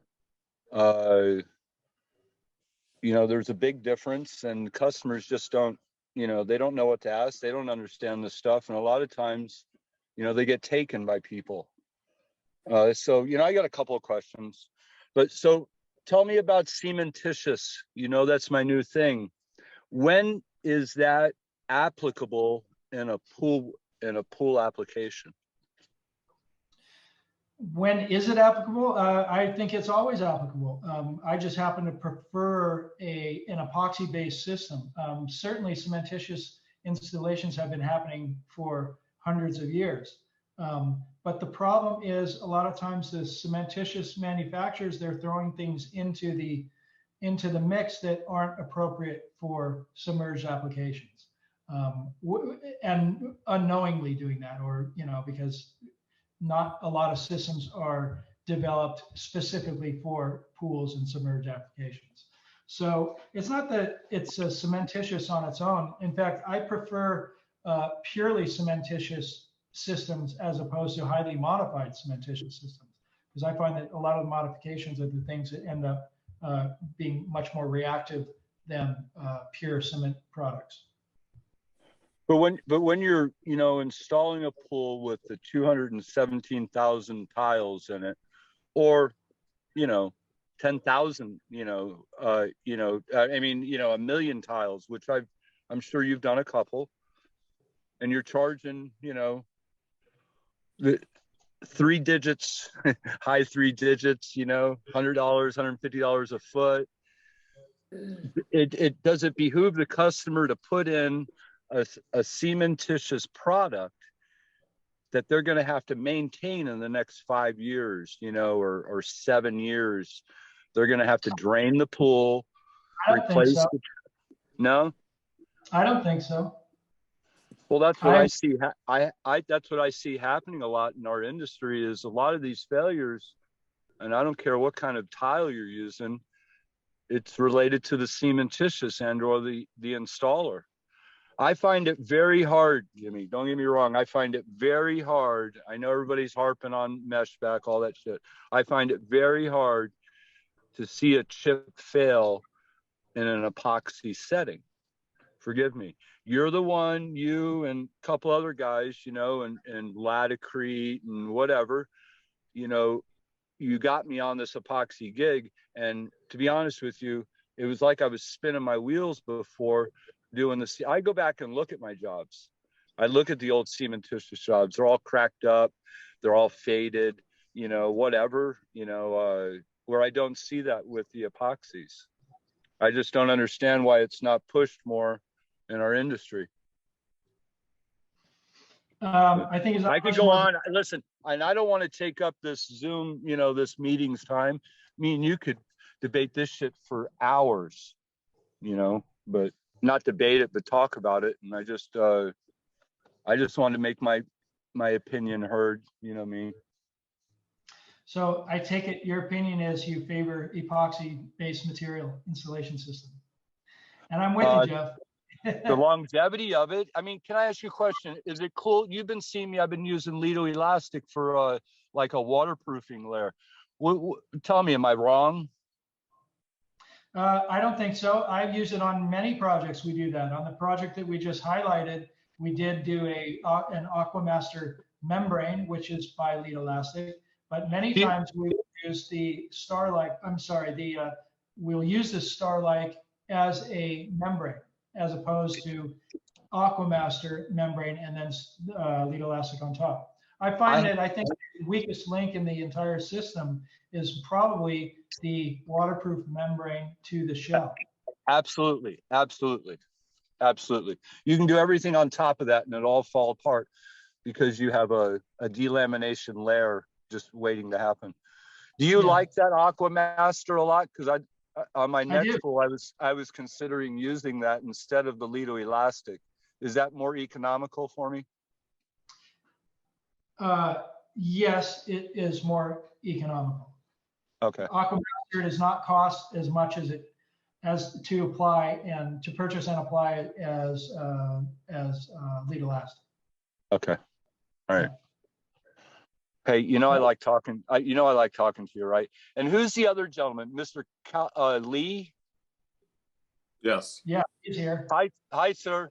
I've seen your name before, and now I got a picture to the face or the name, and it doesn't match. You look like you should be in a rock and roll band, dude. You're good with me. But nice to meet you. He's a tile rock star, bro. Lee and Joshua do things that I didn't even know was possible. And I've been a helper. I started as a helper in '98, and those guys do things that blow my mind. So, well, I'm trying to learn from all you guys. But thanks again for your time. Thank you again for yours, Jimmy. And y'all have a nice day. Good to see you, Jeff. We'll talk soon. Yes, sir. Thank you, Jeff. Nice to have you. Please stick around. Let's go to Lindell Lummer. Lindell. Where's Lindell? He's here somewhere. He's got his hand up at least. I think he stepped out. He might have stepped out. While Lindell is thinking, do we have anything from the chat room, Jane or Leslie?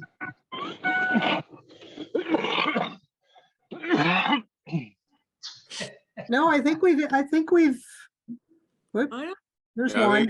Are there concerns with glass tile over water lines in cold climates? Yes. Glass tile is fragile and it works. It moves much differently than the substrate when it's exposed to cold and heat. So yeah, under the water, it's going to be much more contained, the environment. Above the water, if you get, freezing conditions, you're looking for trouble, in my opinion. If it's not a protected pool, if it's not weatherproof. Luke, we hope that answers your question there. Thanks. Great question. Anybody else on the panel want to add anything? Any other questions from the attendees? I don't see any, Mark. Okay, Jane, I think this would be a good time. We do have some terrific prizes. If you think of another question, keep it in mind, jot it down. You can put it in the chat screen. We're going to cut over to our game. I do want to get our game in tonight, so I am going to bring that up right now. And if all of our attendees could maybe mute a little bit, we're getting some weird noises there. That's okay though. Let's bring in our game, and because now it's time to play Ask the Ref. So this is our game, our traditional NTCA roundtable game, where we ask you questions, and the person who answers correctly is going to win a prize. And I mentioned our prizes earlier. We have prizes today from the NTCA, from the Tile Doctor, from Seashees, from Marshalltown, from the Artisan Guild, and our grand prize is from none other than Rock Solid Tile, from Jimmy himself. So what you need to do is answer our question correctly. There's going to be many chances to win. We have 8 questions today.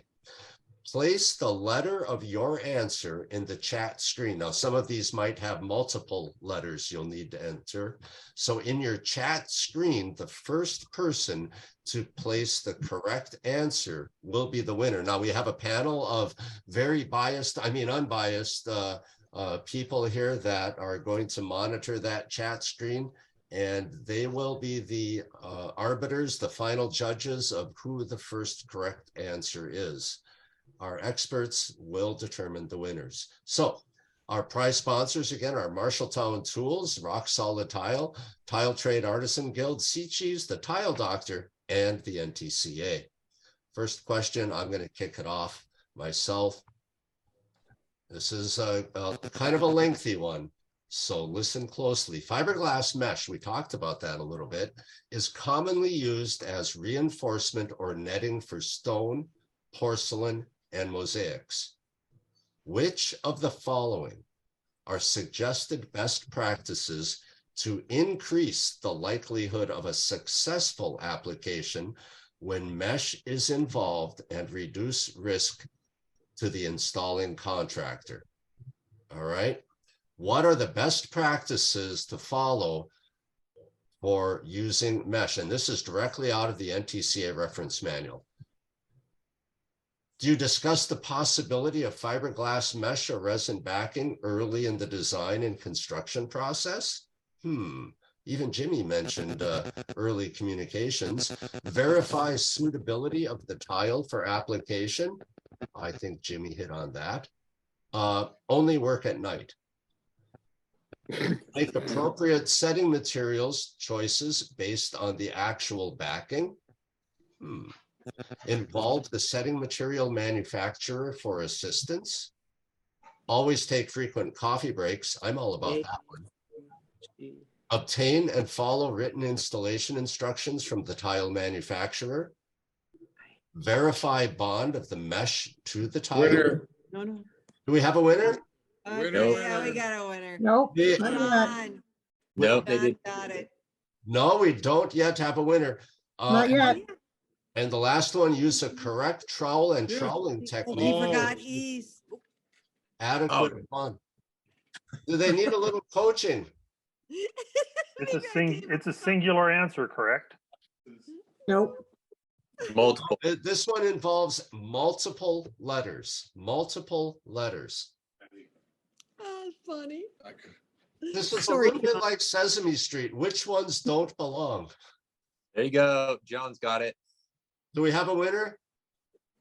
Oh, no. Nope. John. He's close. John, he's trying so Try hard. again, John. Yeah, he finally got it. John finally got it, I think. Oh, no. Nope. Yeah, I think he does. Yeah. Yeah. Right here. Whoever takes out the 2 silly answers wins.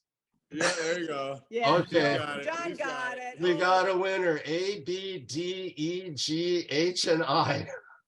And John worked for that, I might add. John. He really worked for it. He deserves it. John, you the man. John Capfammer, is that who we're talking about? Yeah. All right. Yeah, it's me. So I had to reboot. This is Capstone Tile and Flooring again. But yeah, I am John Caphammer. Thank you again. But someone else got that before me. I don't want to take someone else's prize. I don't think so. Yeah. No, I'm going. I don't see it. And No. just so you know, Nope. we're the judges. Game over. All right, cool. I'll take that as a W. Thank you. Let me know what to do, Mark. I got your email. Yeah, John, send me an email with your address. And John, what you won is some swag from Seashees Glass. So if you're not familiar with Sea Sheaves, check them out on the internet. They got some really cool stuff. And John, I'm going to be sharing your mailing information with Sea Sheaves, and they'll be sending you your prize. Thanks, John. We sure appreciate you. So, Perfect. Thank you. I appreciate it. I'll check them out. yes, sir. Please send me an email with your address, and I'll make that happen. Oh, Angie. All right. Angie Ray. All right, question number 2. With thin mosaic glass tiles, after you key in and directionally trowel the mortar, what's the next step? A, wash paper face glass tiles with water and then set them one by one. Alice got it. B, knock down ridges to a consistent level. C, set the first sheets of tile mortar and gently beat in the tiles with flatwood beating block. Do we have I think Jason got it. Jason got it? and Ellis is a tie. Okay, the answer is B. So I'm trying to think. I think Jason Christensen won. First one up on the top of the Yep. list. I can't tell. All right. Oh, there it is. So Sweet. So you won something pretty cool. So Mark, do you have who is our winner, Angie? Who is our winner? Jason Christensen? Okay, Jason. Yeah. That was close. That was very close. So My internet Jason, was quick at that moment. you have to first sign up for Team Marshalltown if you're not already signed up for it. It doesn't cost anything to sign up. You just put in your email address and everything on Marshalltown's website. Get in touch with me, and you have won $100 worth of Marshalltown points.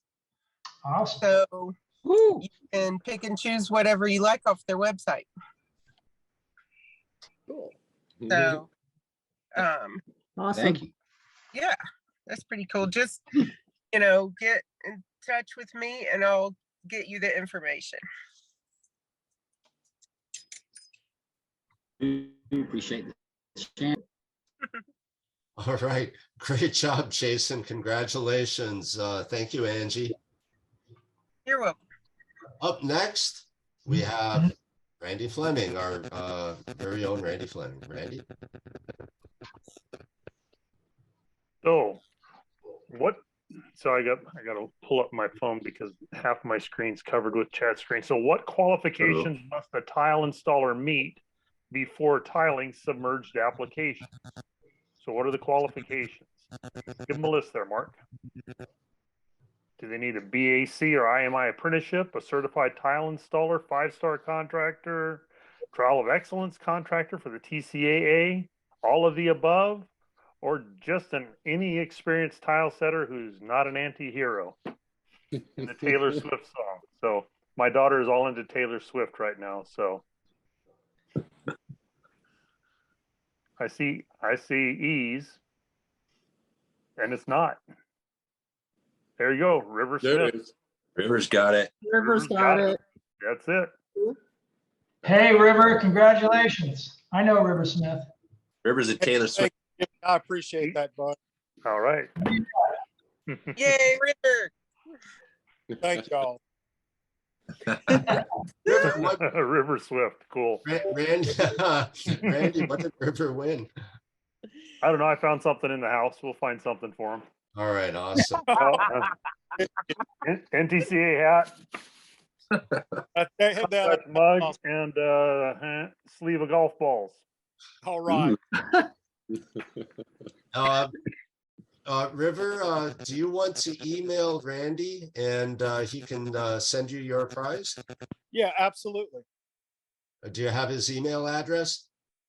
No, if you could send it in the chat would be fine. I will do that. Okay, great. Thanks. River, it was great to have you here. Congratulations. Oh, Thank you. it's good to be here. I really appreciate all the information, Jimmy. Appreciate what you've done for the industry. Look forward to seeing more of these. Cool. Thanks, River. All right, we're going to move on to question number 4, Joshua. Okay. Which of the three, I'm going to add a couple words in here. Recently adapted pre-mounting mosaic methods are suitable for a submerged application? A, fabric sheet membrane. B, mesh with liquid waterproofing membrane. C, foam or cementitious backerboard. Or D, none of the above. Oh, you got one. Nicholas. The answer, I saw it. I didn't get to see who it was because I was reading, but somebody say D, whoever was first.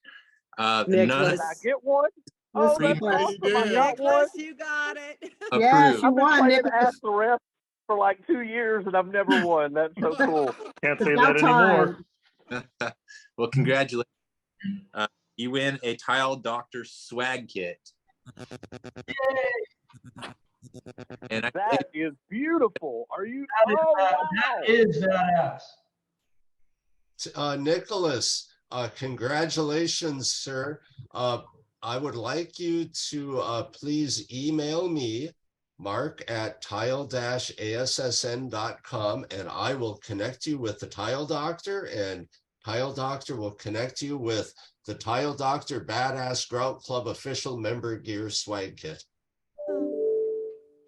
Outstanding. Thank you, guys.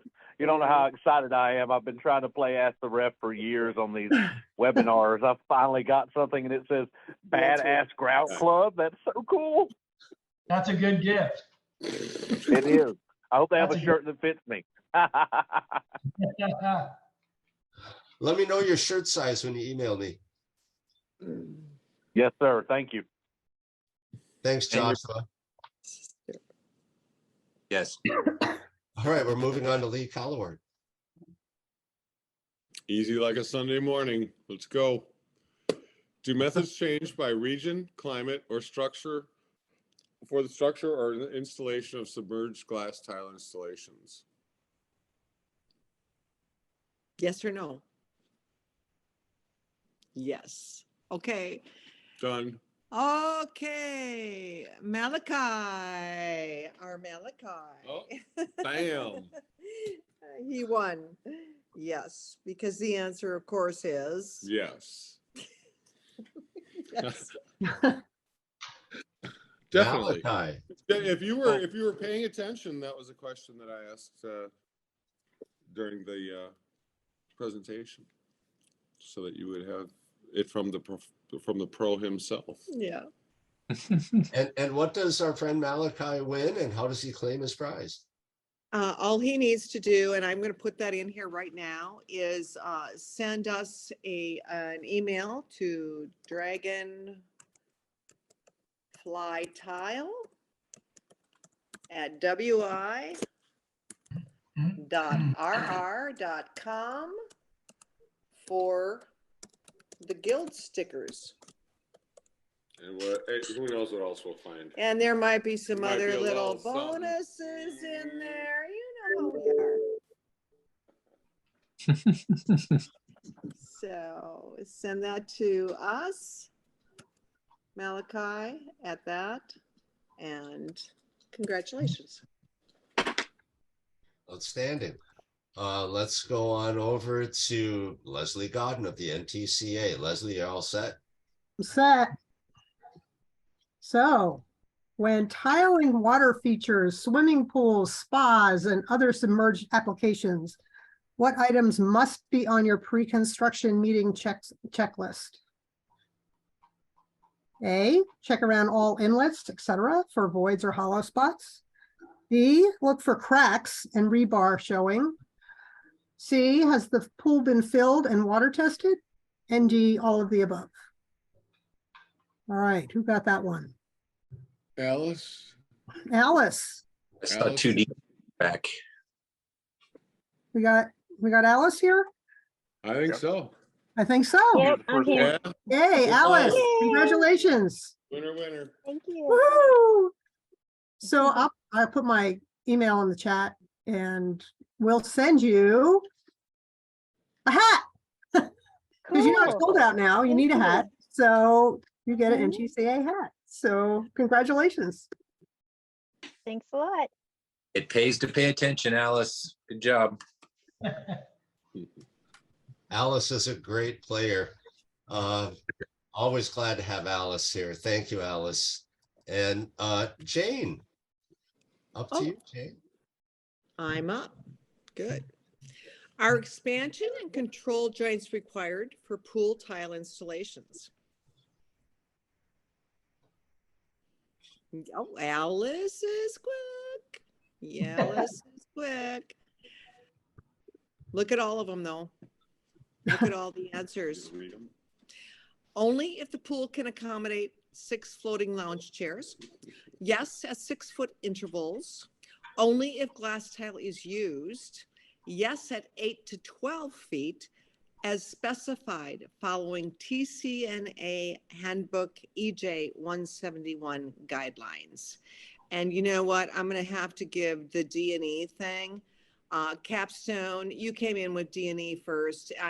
Technically, we might say E is the only answer, but D&E is more specifically the answer. So we're going to give it to Capstone, tile and flooring.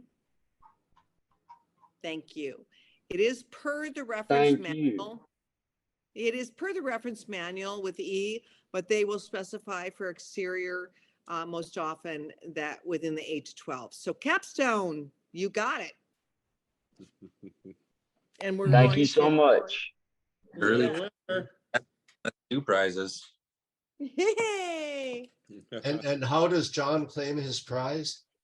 Again, I'm going to stay, I'm going to put that in the chat here, that email me, Dragonfly Tile and Stoneworks at wi.rr.com, and there'll be stickers and who knows what else. Thanks for my stickers. Perfect. I greatly appreciate it. And I will get that email sent to you tonight. Thank you very much. I do appreciate it very much. We love having you here. Thank you so much. Jane, you've been talking to Randy Fleming about who knows what there. Right? We kind of know, but I wonder what's going to show up. Yeah. Oh. Half-eaten Snickers bar.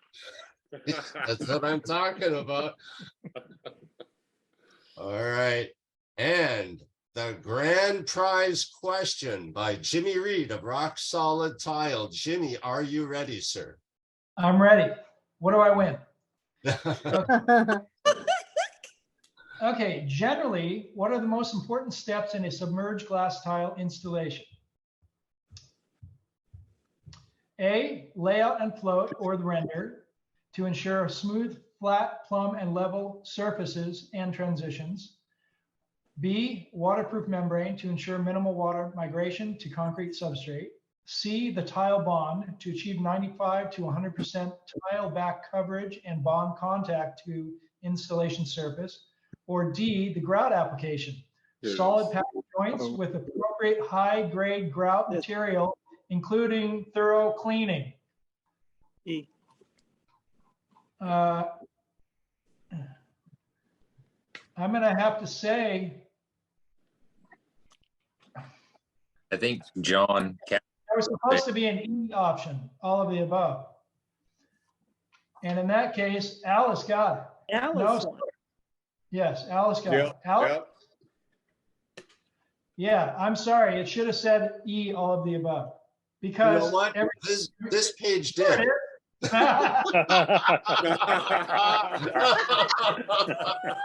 Nobody won. I don't know who put this together. I think Nicholas got it. I think Nicholas got it ahead of me. She's right. I wasn't going to say anything, but yeah, I jumped right in front of her. Yep, he got me. Nicholas. Just this one. Judges, do we have a decision, judges? It sounds like Nicholas got it. I saw Nicholas pop up first. Yeah, I think so. Okay, jury's in. All right. Nicholas. It is What your are we night, Thank Nicholas. you, Alice. Thank you, Alice. You're a good friend. All right, Jimmy, what does our winner win? That's, all of these steps are equally as important. Are you typing as you go? Yeah, I'm trying to catch up to you. If I get that spaghetti strap shirt, I'm totally posting. Leslie, you got to put me in the towel letter if I get that spaghetti strap shirt. Only if you wear it. You gotta wear it. That's right. You got to wear it. There you go, buddy. Yep, you get 2 shirts and a hat. I can't guarantee either will fit, but that's what you get. And how does Nicholas claim his prize? Thank you, guys.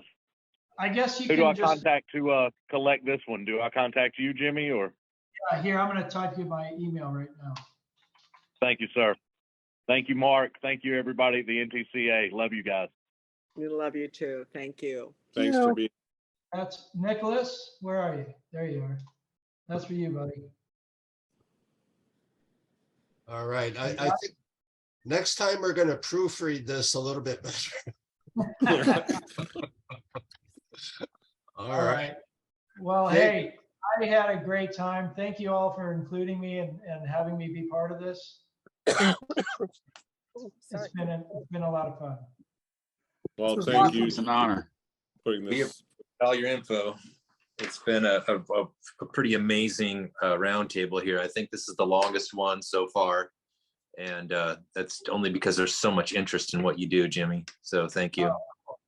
Well, I'm always here to talk and share, and I'm not shy when people talk to me. So anything I can do to help. Thanks, Jimmy. Well, thank you Thank you for sharing your wisdom. Thanks again. Amazing stuff. Are we out?